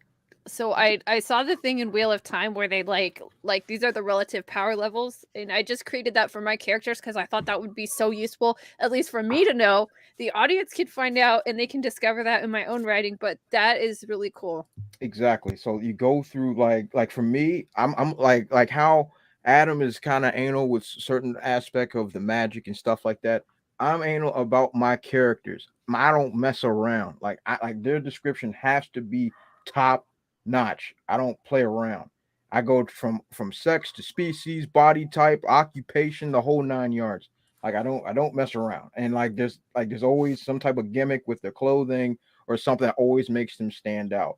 And I think that's really, really important when it comes to character. Now, for the actual layout itself, we go traditional, usually movie style. When it comes to is it coming up? There it is. There we go. So we usually go traditional movie style for every single panel for their description. So professional compared to mine. That looks so cool. We get all that meat and potatoes up in that joint. And then we have our bubbles and our captions, so to make sure that everything that is so cool flowing. to see, because I've always wondered how comic book artists do that, because it always reminded me of writing a script for a film and then going to storyboard it, but it's kind of like a combination of that and novel kind of stuff too. That is so neat. Yep. So that's how we put it all together. So instead of Jed's 1 through 1,000, which is driving me freaking bonkers. It's divided up into parts and chapters. to meet up makes my head split. I'm like, where is everything? Where is it going? What's happening? But I mean, I've never seen it done that way before. So I mean, but Jed, as long as you know where it's going, that's the important thing. Here's an example. I'll bring some physical things. Here's something. If I can eventually turn it into this. And this is an old thing. A lot of this is not thing. If it could get turned into a timeline, to me, that's the ultimate goal. If I can then take what's happened and turn it into a timeline, that's organization. And this thing this is involving a lot of extra stuff, but this goes on for 51 pages because that's how much stuff had gone on in what I've been doing for the past 15 years, 20 years. If you want good timelining and writer's assist software, there's nothing better out there than Plotter for outlines, timelines, stuff like that. It was actually made by my uncle, so I'm a little bit biased on it, but it's phenomenal. I use it every day. Cool. But yeah, it has all the things just in there for you. So instead of just writing it out in Word, it'll actually timeline everything out for you just based on inputs. And then you can do chapter cards, descriptions, character sheets like that. It's all in one program. It's very convenient. My brief chivalry is over. That's very cool. Is your uncle a writer too? He is. Yeah, he has at this point 4 published novels. Maybe it's only 3. Finish, Jed. Finish. Beat him. His are very a niche audience. They're all basically Mormon religious fiction, so it's a very niche audience. But yeah. It's an audience, though. I know. I found out one of my mom's cousins has written books too, and I was like, "What the heck?" And very, very interesting. Well, talking about something that Adam said a minute ago, we all want to maximize the rewrite time for as long as possible. Take advantage of every second before that final publication date, because my first novel is several years old at this point, and there's a lot that I would change. Not lore-wise, but there's a lot that I would change, specifically in delivery. And with the things behind the scenes going on right now, there might be an edition 2 coming soon, giving me the chance to do that rewrite. But like, yeah, you want to take every single moment to make sure everything's ready before you finally do it. I mean, Adam is taking it to the next level, taking 40 years to publish his first one. Shut so up. that's Shut dedication. No, That is no, dedication. no. I know, it's so weird. Like, you wouldn't recognize like the first version of this to the next, because like Dain has whipped my ass into shape with writing, and he got me to read Elements of Style, and I've learned a lot from that. But he also like finds a lot of stuff that I haven't quite gotten, which is really great to have a writing partner like that, and it's just such a nice surprise to see him here. Well, that's the important thing. Is that's a dangerous part of if you take a long time. My writing style is drastically different than it was even 10 years ago, and it's taken. Let's just say I started writing in 1996. That's when I started, and that's 06, 16 now. It's almost 30 years, and it really is a process to find your own voice and create a style that is not necessarily we're all unique, but to fit into a thing. And when I was young, I was emulating others because I didn't understand what it was to have my own voice. But then all of a sudden, you sit down and you start working on the latest thing, and you're going back and looking at something else to check the lore, to make sure something's lining up. You're going back to previous story, and you're rereading it and realize, ooh, no, why did I do it like this? Oh, no. Oh, you want to hear a funny story about this? So I don't even know, because this embarrasses me more than embarrasses Dain, but like, it's funny. So I wrote it's always embarrassing me. That's not fair. But we're doing something else, and we were going to try to do a writing challenge with the 2 people thing, and I started off writing the first 500 words, and then he ended up doing his edits. And so I read both versions to my mom, and I'm like, I don't know which version that I like better, and I didn't tell her which was which. And she just like, all right, no, I did tell her. I read her mine first, and then I read her Dain's, and she's like, you write like a woman. It's just like, it was so funny because like, and then it's like his is more exciting, and I'm like, asked her why, and then I was laughing so hard because I just thought that was so funny. And she later explained it's like, it's more active, there's more going on, and you're more describing feelings and how things look. And I think she had a valid point. So that was kind of funny and interesting about finding your voice, and definitely gotten a lot more active. I try to like keep some of my stuff, but make it so it's more like you're doing more with less, like screenwriting. Apparently I write like a woman because I focus on the feelings too. It was so the funny, actual though. events. And she's like, I don't know how to say this, but you write like a woman. That's funny. That is funny. It's interesting because right now I'm working on a not so secret project with this English production team, and we're doing an anthology, and I was responsible for pages 11 through 20, and so I had to follow pretty much the head writer. I had to follow his story. And I turned his joint from like a melancholy character narrative to an action thriller off the jump. And so the editor reached out to me, and she was like, Dre, why are you here with us? She's like, bro, dude. It's like we shouldn't have done this to ourselves. I said, I told y'all should just leave me for last. I said, y'all shouldn't have done this to yourselves. I said, because like I got all this, like, oh, this is the idea, and then look at these characters, and screw that, explosions, lasers. Let's stop playing games. Let's go crazy. And but like you said, it's about finding your voice. And I know my niche. And I know where I'm strong at.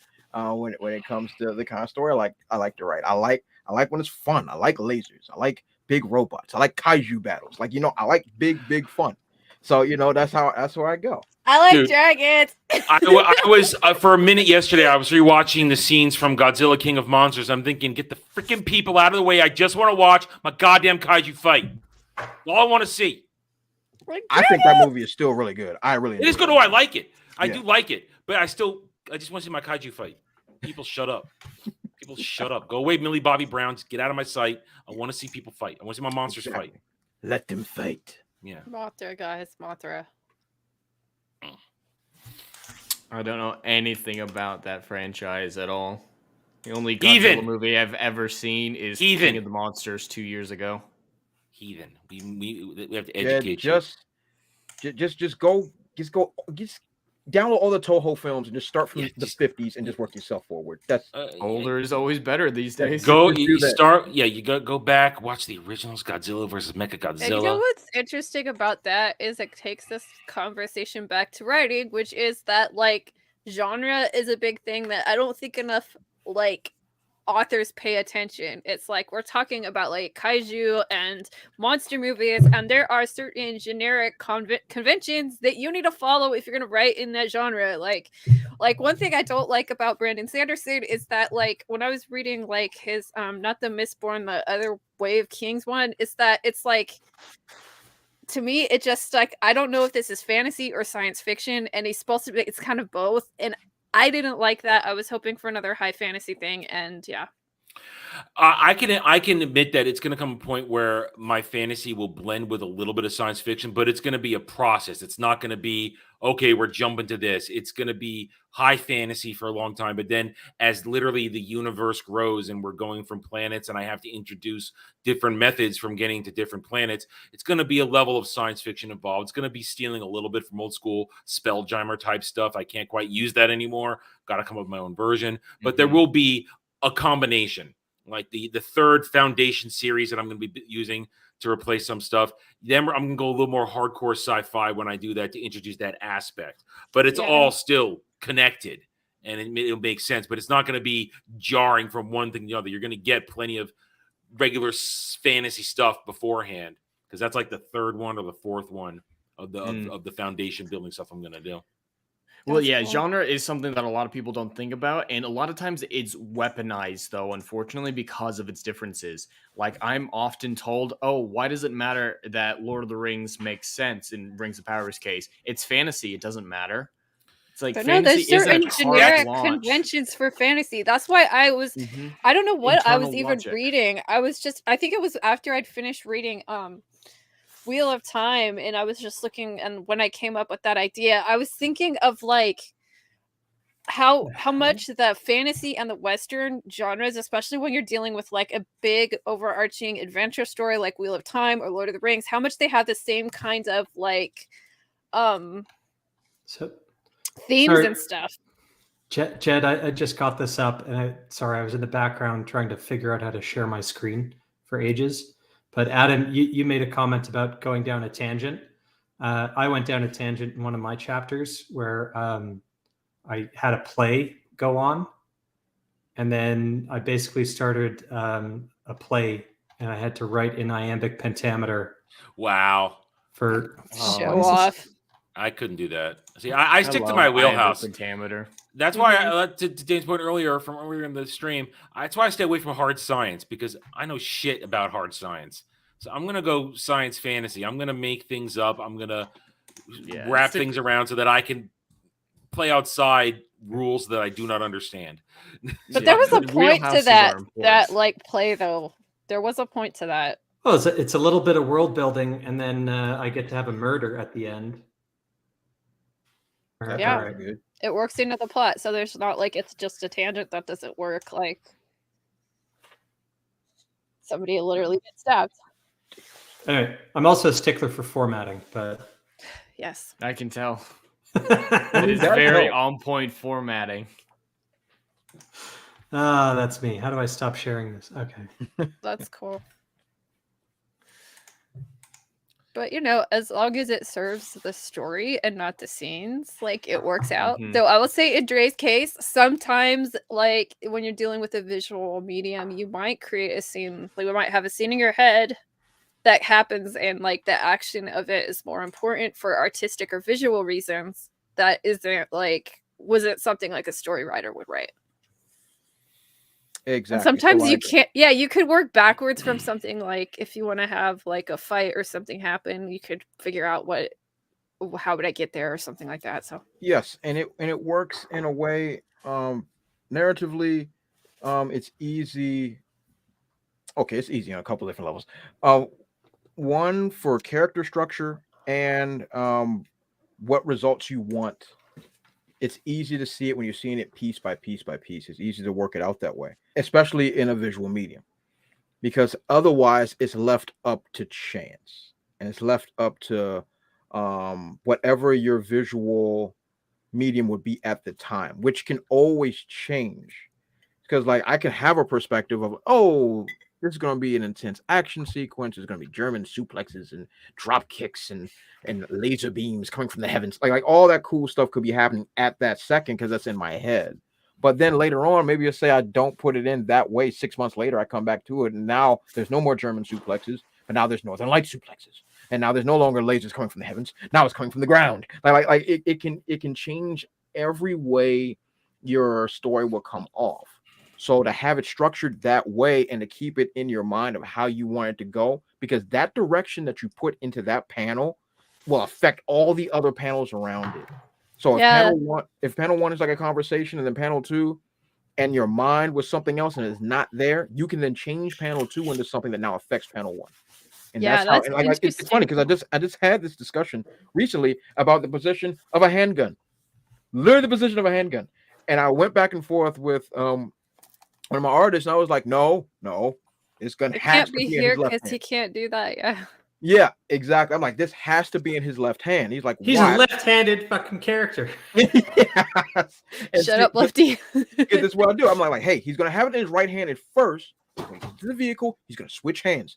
And he's like, why? I said, let's jump 4 pages. 4 pages. It's an old school jalopy that he's in, and one of his buddies is driving, and he is shooting out the window at the cops. In order to do that, you have to stretch your body through, turn your whole body around, and guess what? Your gun has to be where?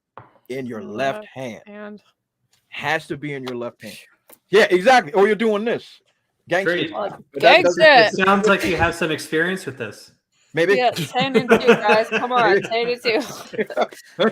yeah. Like this ain't no game. Triangle, guys. Triangle. Good shooting posture. Not that I know anything about guns at all. No, not at all. Of course not. Not in California. No, California. That's interesting though that you raise that up, because sometimes like you'll get limitations for your medium too. Like I'm thinking of filmmaking, like sometimes like the story I would write for say like a low budget horror movie would be incredibly different from like a high budget thing, because like there's so many constraints you have to do, and it could be like you might things that a writer would think of that want to get their money produced. It's like, how much is the budget going to be? How many locations can we have? What kind of effects can we have? And that ends up being in your writing. And that's something like novelists don't have to think of at all. Because you can just, your imagination's your thing, but it's definitely something to go. But the thing that writers have to do is if you get into something where like word count is a thing. Word count actually affects graphic novels as well. I would imagine, yeah, definitely. And word count with like scripts too, because basically the breakdown for writing a film or television script is like a minute a page. So that's why all your film scripts are about like 120 pages long, and TV is less. And yeah, it's interesting. And it's important as graphically about less being more. It's very important. Definitely. Because like sometimes as a writer, you can get carried away with your story. When you want to get carried because you think you're Quentin Tarantino and you want to have nothing but words for 2 hours straight. But once you put it on the panel and now your speech bubble is this big, and now there's nothing else for your art to actually shine through, it changes the entire thing. Like I found a way to work around it using captioning, but I wouldn't advise other writers to use that technique. Because yeah, that's what I hate about script writing is that you run out of the world building and scene setting up. It's like I was talking about something with Wheel of Time, and I'm just like, if you look at like the first like part of the book or like the first couple of chapters, it's like so much in that first chapter. It's like it's 3 pages, but like you could do that with one shot. So as a writer writing a script, it's like really unfulfilling because you don't have that, and you're so limited with what you can write, and you have to somehow convey it very succinctly. I'm still waiting for the Atlas Shrugged graphic novel where we get I need to reread the 50-page dissertation on what is objectivism as espoused by John Galt from a radio broadcast. I think that would make how do you do that? an excellent visual of just radio and then just 50 pages of text. It'd be great. While Dre was talking real fast, when he was talking about the comic book word count and like don't want to have too many buggables, this is the comic book panel I immediately thought of, and I don't know if this will hurt Dre to see this again. But this X-Men comic about oh god, I remember this. I remember this. Hell? All right, now it's such great art too. Get us out of great art. Literally ugly. Like that hurts me as a designer. And it's also a horrible speech too. It's also a horrible speech. What is it, like anti-bullying? I think it's something bad. I've remember seeing somebody break this down a couple years ago. It's also has to be bad. But it's about how jokes are dangerous. You can't tell jokes. To build off something Dre Words said. are violence, Jed. Words are violence. To bring off something Dre said to bring it to maybe to the novelist sphere. Dre's concerned about getting your words out there and wanting people the type where you want to go to writer. I think, and I wonder if anybody else shows fear is, are you as creating characters and doing so much characters? I think a fear that I know I have is, are people going to like the characters I like as I'm writing them? Are they going to be, are they going to hate maybe the characters that I'm going to invest so much story into as the time goes on, as opposed to maybe other ones? And I know it's our challenge to then have them buy into and enjoy these characters, but that's always fear is, oh god, basically, oh, this is the one who's going to be the eventual hero. Really? You know what was interesting with that was like my chapter 5, it involved like the lesser bad guy and introducing the bigger bad guy, and I let somebody read that isn't a writer, that is just a consumer, like a reader of books and stuff like that, and he was like, I actually really like these characters, and I was sad like one of them died, and I want to know more about this guy and like what this guy is, because he was like, he didn't think the big baddie was necessarily the big baddie. He thought the guy was really interesting and wanted to like get more information. So I thought that was interesting because I always try to get like different readers of like with different perspectives, where it's like, okay, writers would see one thing, but maybe if you're not so technical on this stuff, if you don't have like me with my literary analysis background and script and everything like that, someone that's just reading it for fun, it's interesting to see what they say too. 9 times out of 10, Lady B, the character that you put your heart and soul into is the exact same character your audience is going to love. Yeah. My audience loves the exact same character that I do, which of course is a villain, because villains are my favorite. I like villains too, and that made me happy because I was almost pondering what would happen if I gave my villain like some kind of a redemption arc. Earn it. Yeah, some villains can earn it, but it has to. It's like, no. Let's just say, I'm gonna say this. I've got one as well. I've got one. They have to replace a character that had their own redemption arc.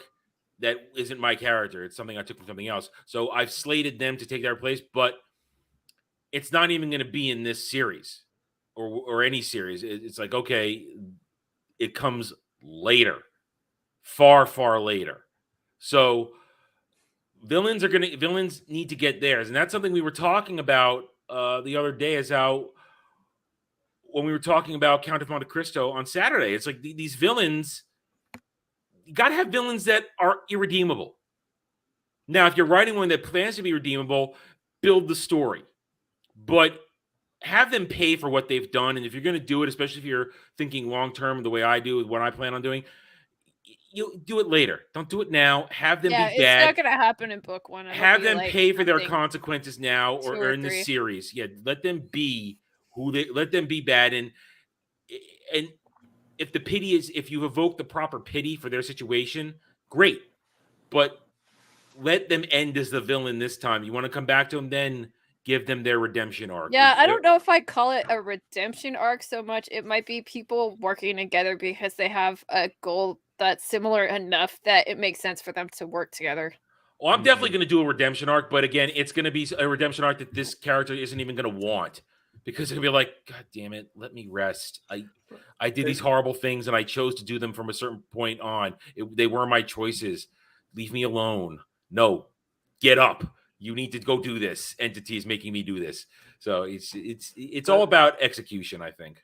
You just said it's about villains in the Count of Monte Cristo, and maybe this is a big difference when we get to a genre like fantasy or science fiction, which is much more high level. I think Lady B's villain is like a super villain, right? He's a top head honcho type of guy. But who are the villains that Edmond Dantes confronts in the Count of Monte Cristo?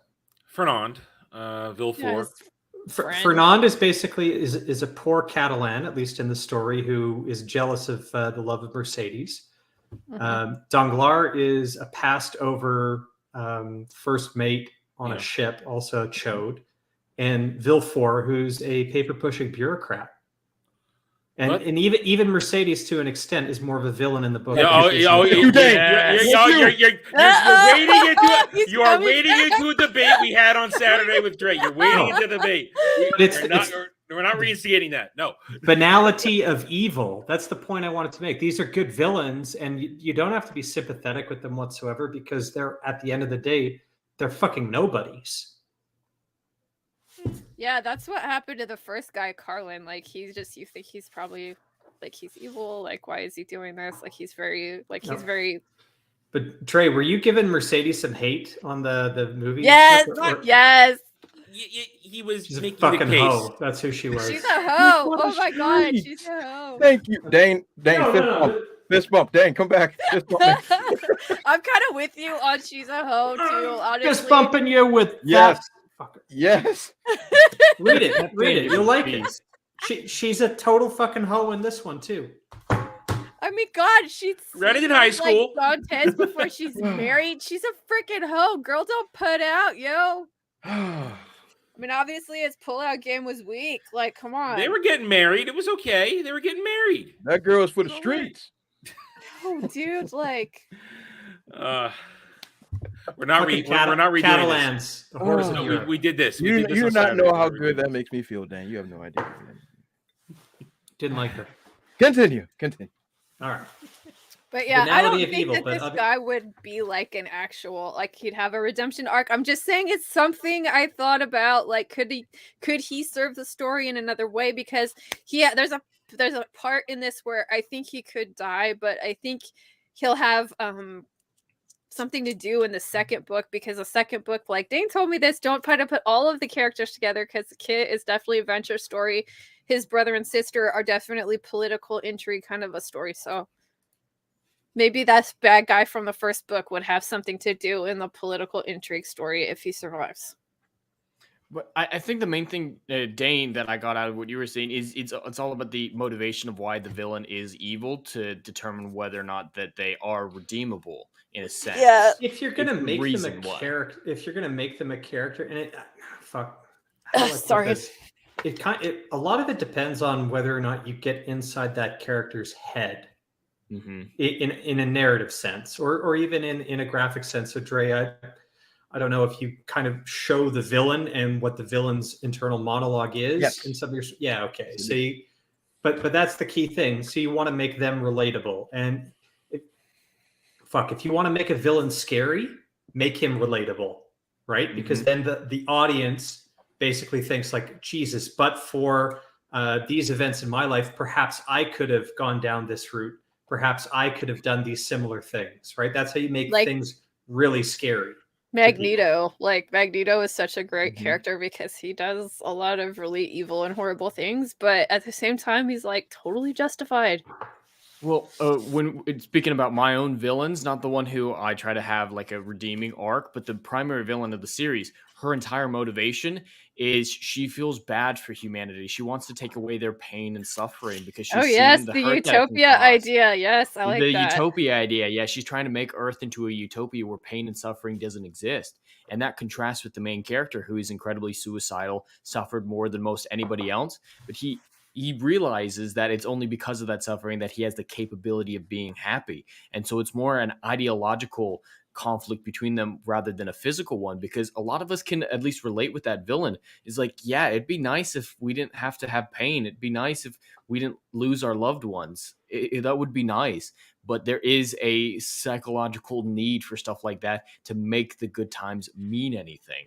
And so she isn't someone that I, at least at this point, plan on redeeming in a traditional sense, like one of my other villains. But that core concept of why she's evil is so pivotal to every character's decision, especially in the final book. Oh, for sure. I think this guy, the more I think about it, it's like he wouldn't be like redeemable, but it would be relatable and understandable. I'm thinking of like Game of Thrones villains that we like reading about them, like Jaime Lannister or something like that. Like, they have like their own Do you guys want a cool example of a villain that probably from some books you guys will never read, especially Adam, because he's not even reading Forgotten Realms, The War of the Spider Queen? I'm sorry, my PS5 is arriving on Thursday now. Nice! Nice. My brother got one a couple of weeks ago. We watched a cat video. We can rip on Adam all fucking night now, and he's not going to be... I'm not here, I'm gone! That shit-eating grin isn't leaving his face all night. All right, it's on its way. The original Erebus Kale trilogy, Forgotten Realms, fucking love it. If you guys don't know it, I'm going to spoil it here. The villain, a mystical, super powerful being, puts all the shit into motion, upsets tons of lives, and at the very end, he gets this magical spell, all his components together, and he pulls down a fucking meteor into Faerun, the big kind of Forgotten Realms planet. And it's going to crash land somewhere, tsunami, kill tons of people. But the sole reason he's doing it is so he can create an eclipse. So he can walk on the surface of Faerun without the sun burning his skin off one last time before he dies. Dain, I'm gonna nerd. That's kind of deep. Here. That's kind of like in our like in Rings of Power when he makes it dark for the orcs. Hang on, shut up. He's a dying being, and he's gonna go, and that's wait, where'd Lady B go? I know I shouldn't do this. She was saying that Adar was doing the same thing, and Adar is not interesting.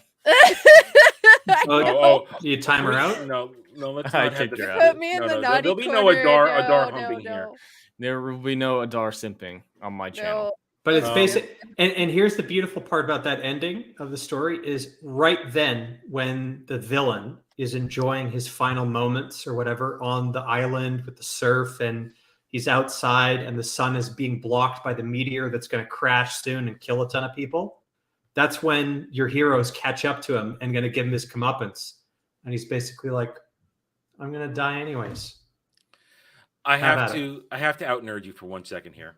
Nice. And I you might call me a bit of a grammar Yahtzee type thing with this. Faerun's the continent, Toral's the planet. That's right. Sorry, had to do it. I had to out nerd him. He out nerded me earlier. I had to out nerd him here. That's fine. That meteor probably will crash into Toral, not Faerun, just given the sorry, I had to logistics do it. of it. I had to tie you and out nerding me tonight. I had to do that. Sorry. That's a great. It was a great book trilogy. I actually really liked it. And was that your first one? Like the Black Elf with the Panther, right? That's yeah, no. Okay, so was that the first Faerun Forgotten Realms trilogy you read? Was that your first one? No, so the first one I read was the Icewind Dale trilogy. But I've read all of Salvatore. Let's go as far as first one I read was the Pool of Radiance saga. That was because that was the first one that came. Was that the first that came out? I don't know. I picked it up late. I started with Dragonlance, then I went to Forgotten Realms. Right. And actually, no, I think Darkwalker on Moonshade was the first one. Then it was Icewind Dale, and then Pool of Radiance would have been one of the early ones as well. And then you had kind of like Finder's Bane, Azure Bonds. Yeah, those were so good, dude. I was book Harper series. Yeah. I tried reading the Harpers. I simped for Alias. I simped for her so hard that again convinced DM to let me have her be my woman in our games. I simped for her so hard in that it was bad. that is a great place to start to wrap things up. Unfortunately, we're getting close to 2-hour mark, and I know Lady B needs to bounce out probably sooner than the rest of us. So I hate to cut these discussions short. We got to find a better day where we can just go for 10 hours straight and just nerd out and go all ham fist on it and forget our real lives. But unfortunately, we have real lives that call our attention. So this discussion has been fantastic. I really like how we stayed there was a connective tissue throughout everything we talked about, and I really enjoyed that. And I think the most important thing to come out of it was something that we actually blew past that Adam said, especially is incredibly relevant these days with the recent news with The Witcher, is if you're a fan of something, write fan fiction. It's fan. You have to be a fan of something to adapt something. That's something that doesn't exist in Hollywood anymore. The Witcher writers recently came out and said, oh, there were people there who actively disliked the source material. That is immediately disqualification to be adapting those books. And I think you'll agree with that too, Dain, with Wheel of fucking Prime. Like, oh my God, those people Wheel of Prime, they purposefully hired writers who had never read it. Yeah, and the lore expert that they had, who's supposed to be there representing the fucking the author, is a complete lunatic who obviously doesn't give a shit about the lore. Or if she did, they don't listen to her, and she's proud of it. Like paycheck. I don't think she knows that. If I had to put you and her in a room and like quiz you all day with shit, like, yeah, she's wow. Well, I don't think actors and crew need to necessarily love the source material. Anyone who's creatively or actively involved in the story itself, they need to love it. Otherwise, they won't know the parts to value, to keep or change in that adaptation, specifically like with the movie time restricts. But like, yeah, that love, that fan aspect needs to be at the forefront of everything.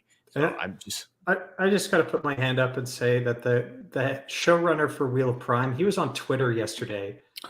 He's claiming to be a big fan, and he loves. You know he isn't. Fuckery.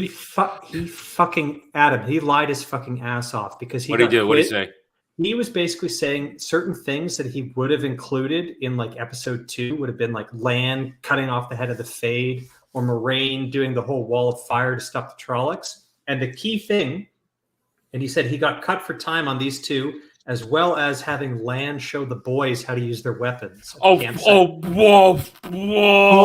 Fucking shit that ever made it into a script because they never gave the boys, other than Rand, they didn't give them weapons. And the only time weapon he successfully uses it is to kill himself.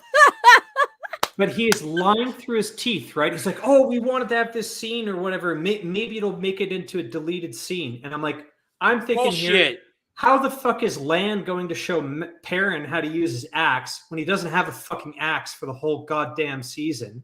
And Matt doesn't have a weapon other than a fucking butter knife that he gives to Perrin. Like that's bullshit. I'm almost glad I'm not a Wheel of Time fan, so I don't have to endure this.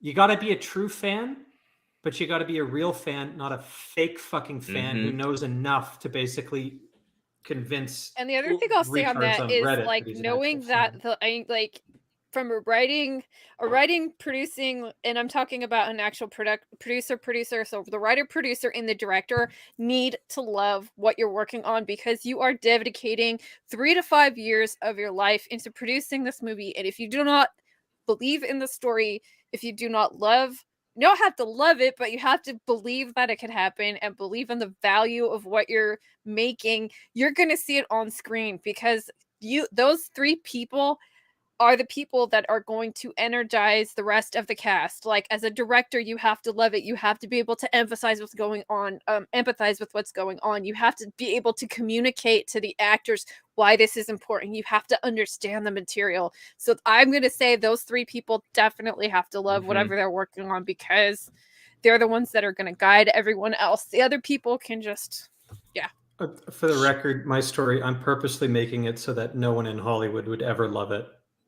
Good call. I don't care. I never want it to be adapted, and I'm kind of writing it in that style on purpose. I want to make something unadaptable, but I also want to make something... unadaptable club, high five. That they would fucking burn. See, I'm doing I this don't think Whatever. Hollywood- They burn it. They got to buy another copy if they want to read the next one. I would get some. don't care. I just want to write books, but it looks like anime in my head. So if you ever do it, it could be animated. If I ever do anything, that way, it's fine. And if it's animated, it means multiple episodes, which means you get everything in there. There's no cutting things out. It needs to be a show. Mine needs to be a show. Too. Always a show. I don't want movie, show, miniseries, something like that where you can get it all in there and everybody knows they're getting into, that they're going to be sitting down for a long time, and you get it in the installments. You're not stuck there for the whole time. But that's how I envision everything. Looks like anime, which is a problem because I have to make sure nobody's yelling their power moves anymore. They were that's kind of funny, and I'm kind of glad you said that. You want Dain, to. because You want to. But you can't. I've read his entire novel of what he has so far, and I really enjoyed it. So that must mean I'm not Hollywood anymore. So I'm very proud of that. Thank you, Dain. It is kind of it's weird. My structure kind of is Your not for everyone. structure is like the thing that So, but you're doing something. You guys know how George R. R. Martin has got all the chapters by character POV, and then he runs it chronologically. I do the same thing, but I do a book, so 14, 15 chapters, all the same POV, but then I rerun the same events from a second POV, and then a third and a fourth and a fifth, and I'm stuck on the third. So it's kind of like Pulp Fiction meets Game of Thrones.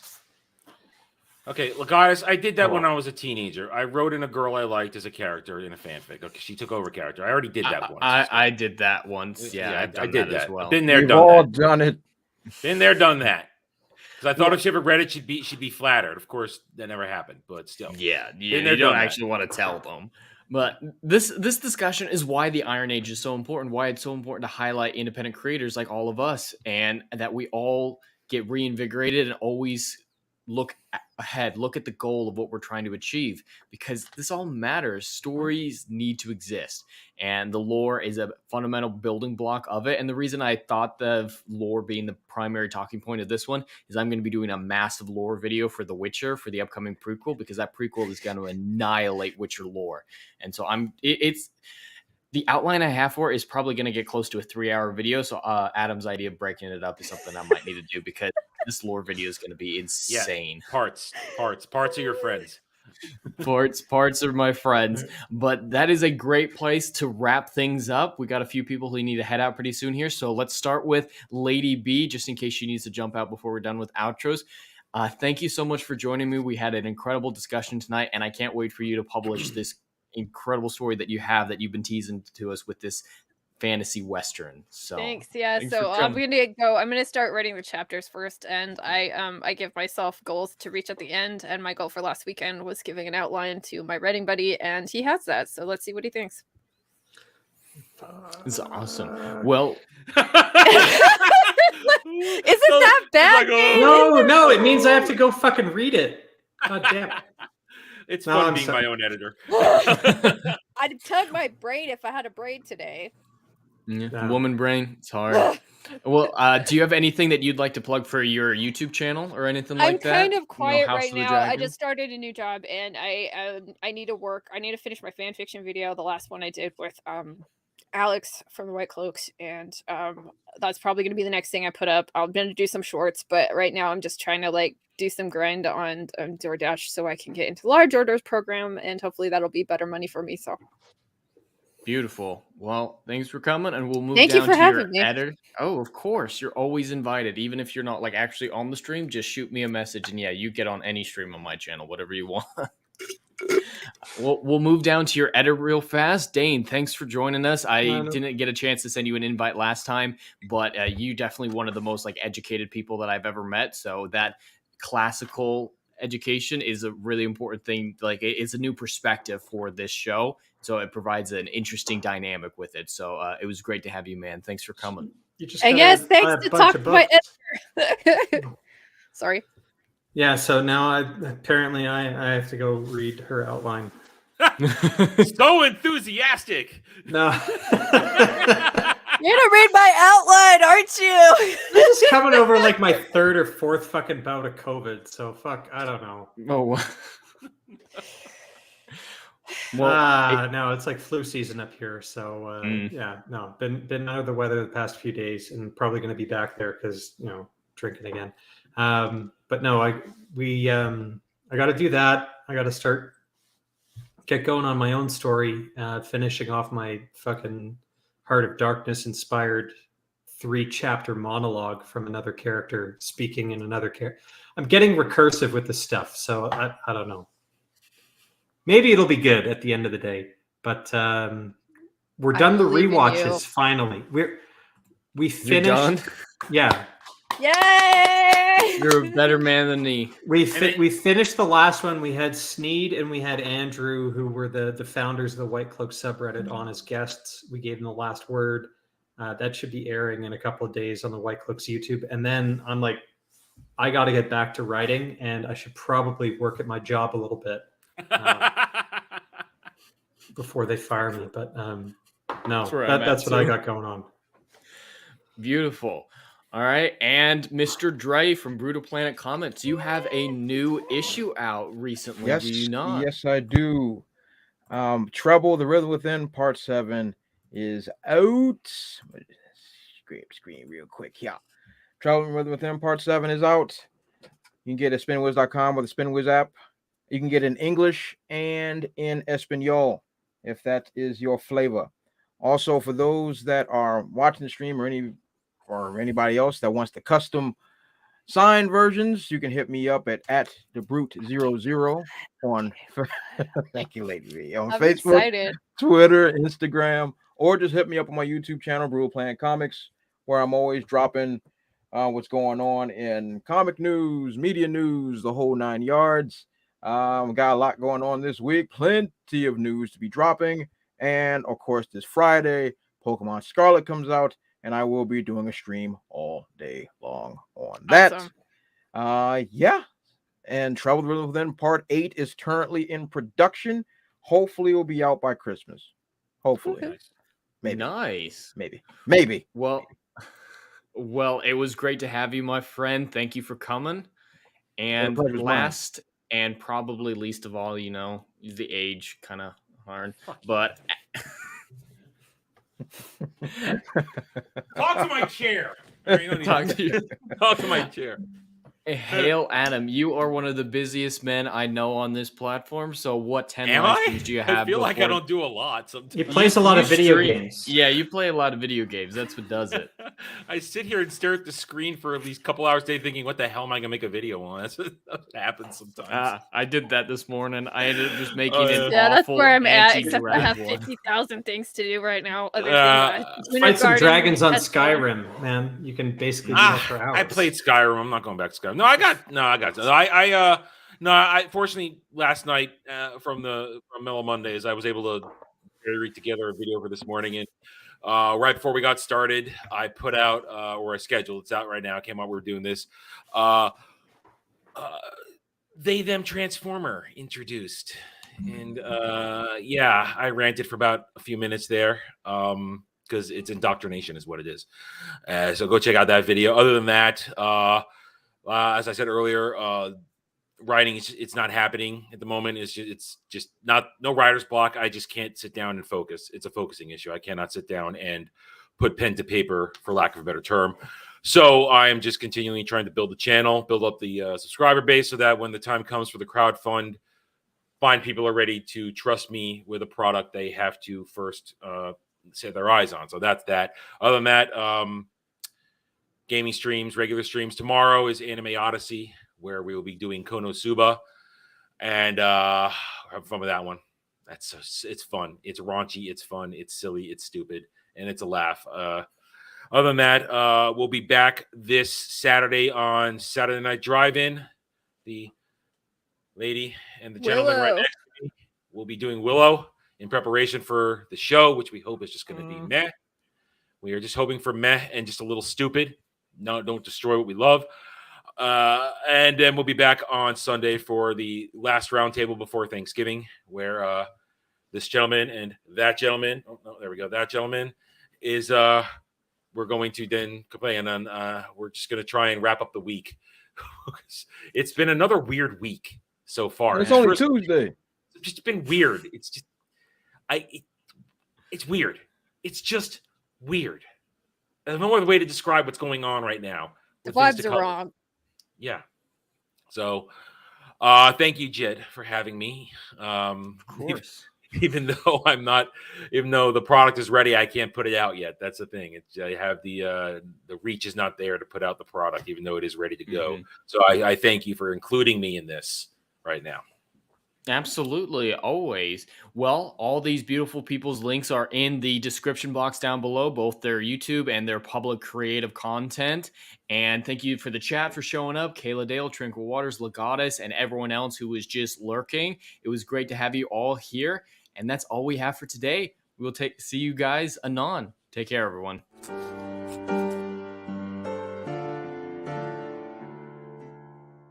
If you like what I do here and want to see good, compelling stories that Hollywood will no longer give you, check out my book series, Odyssey of a Phoenix, a mythological epic about philosophy, morality, and modern-day mental illness issues. Books 1, Down in Flames, and Book 2, Apocalypse Then, currently on sale. Book 3, Kill the Dark, coming soon.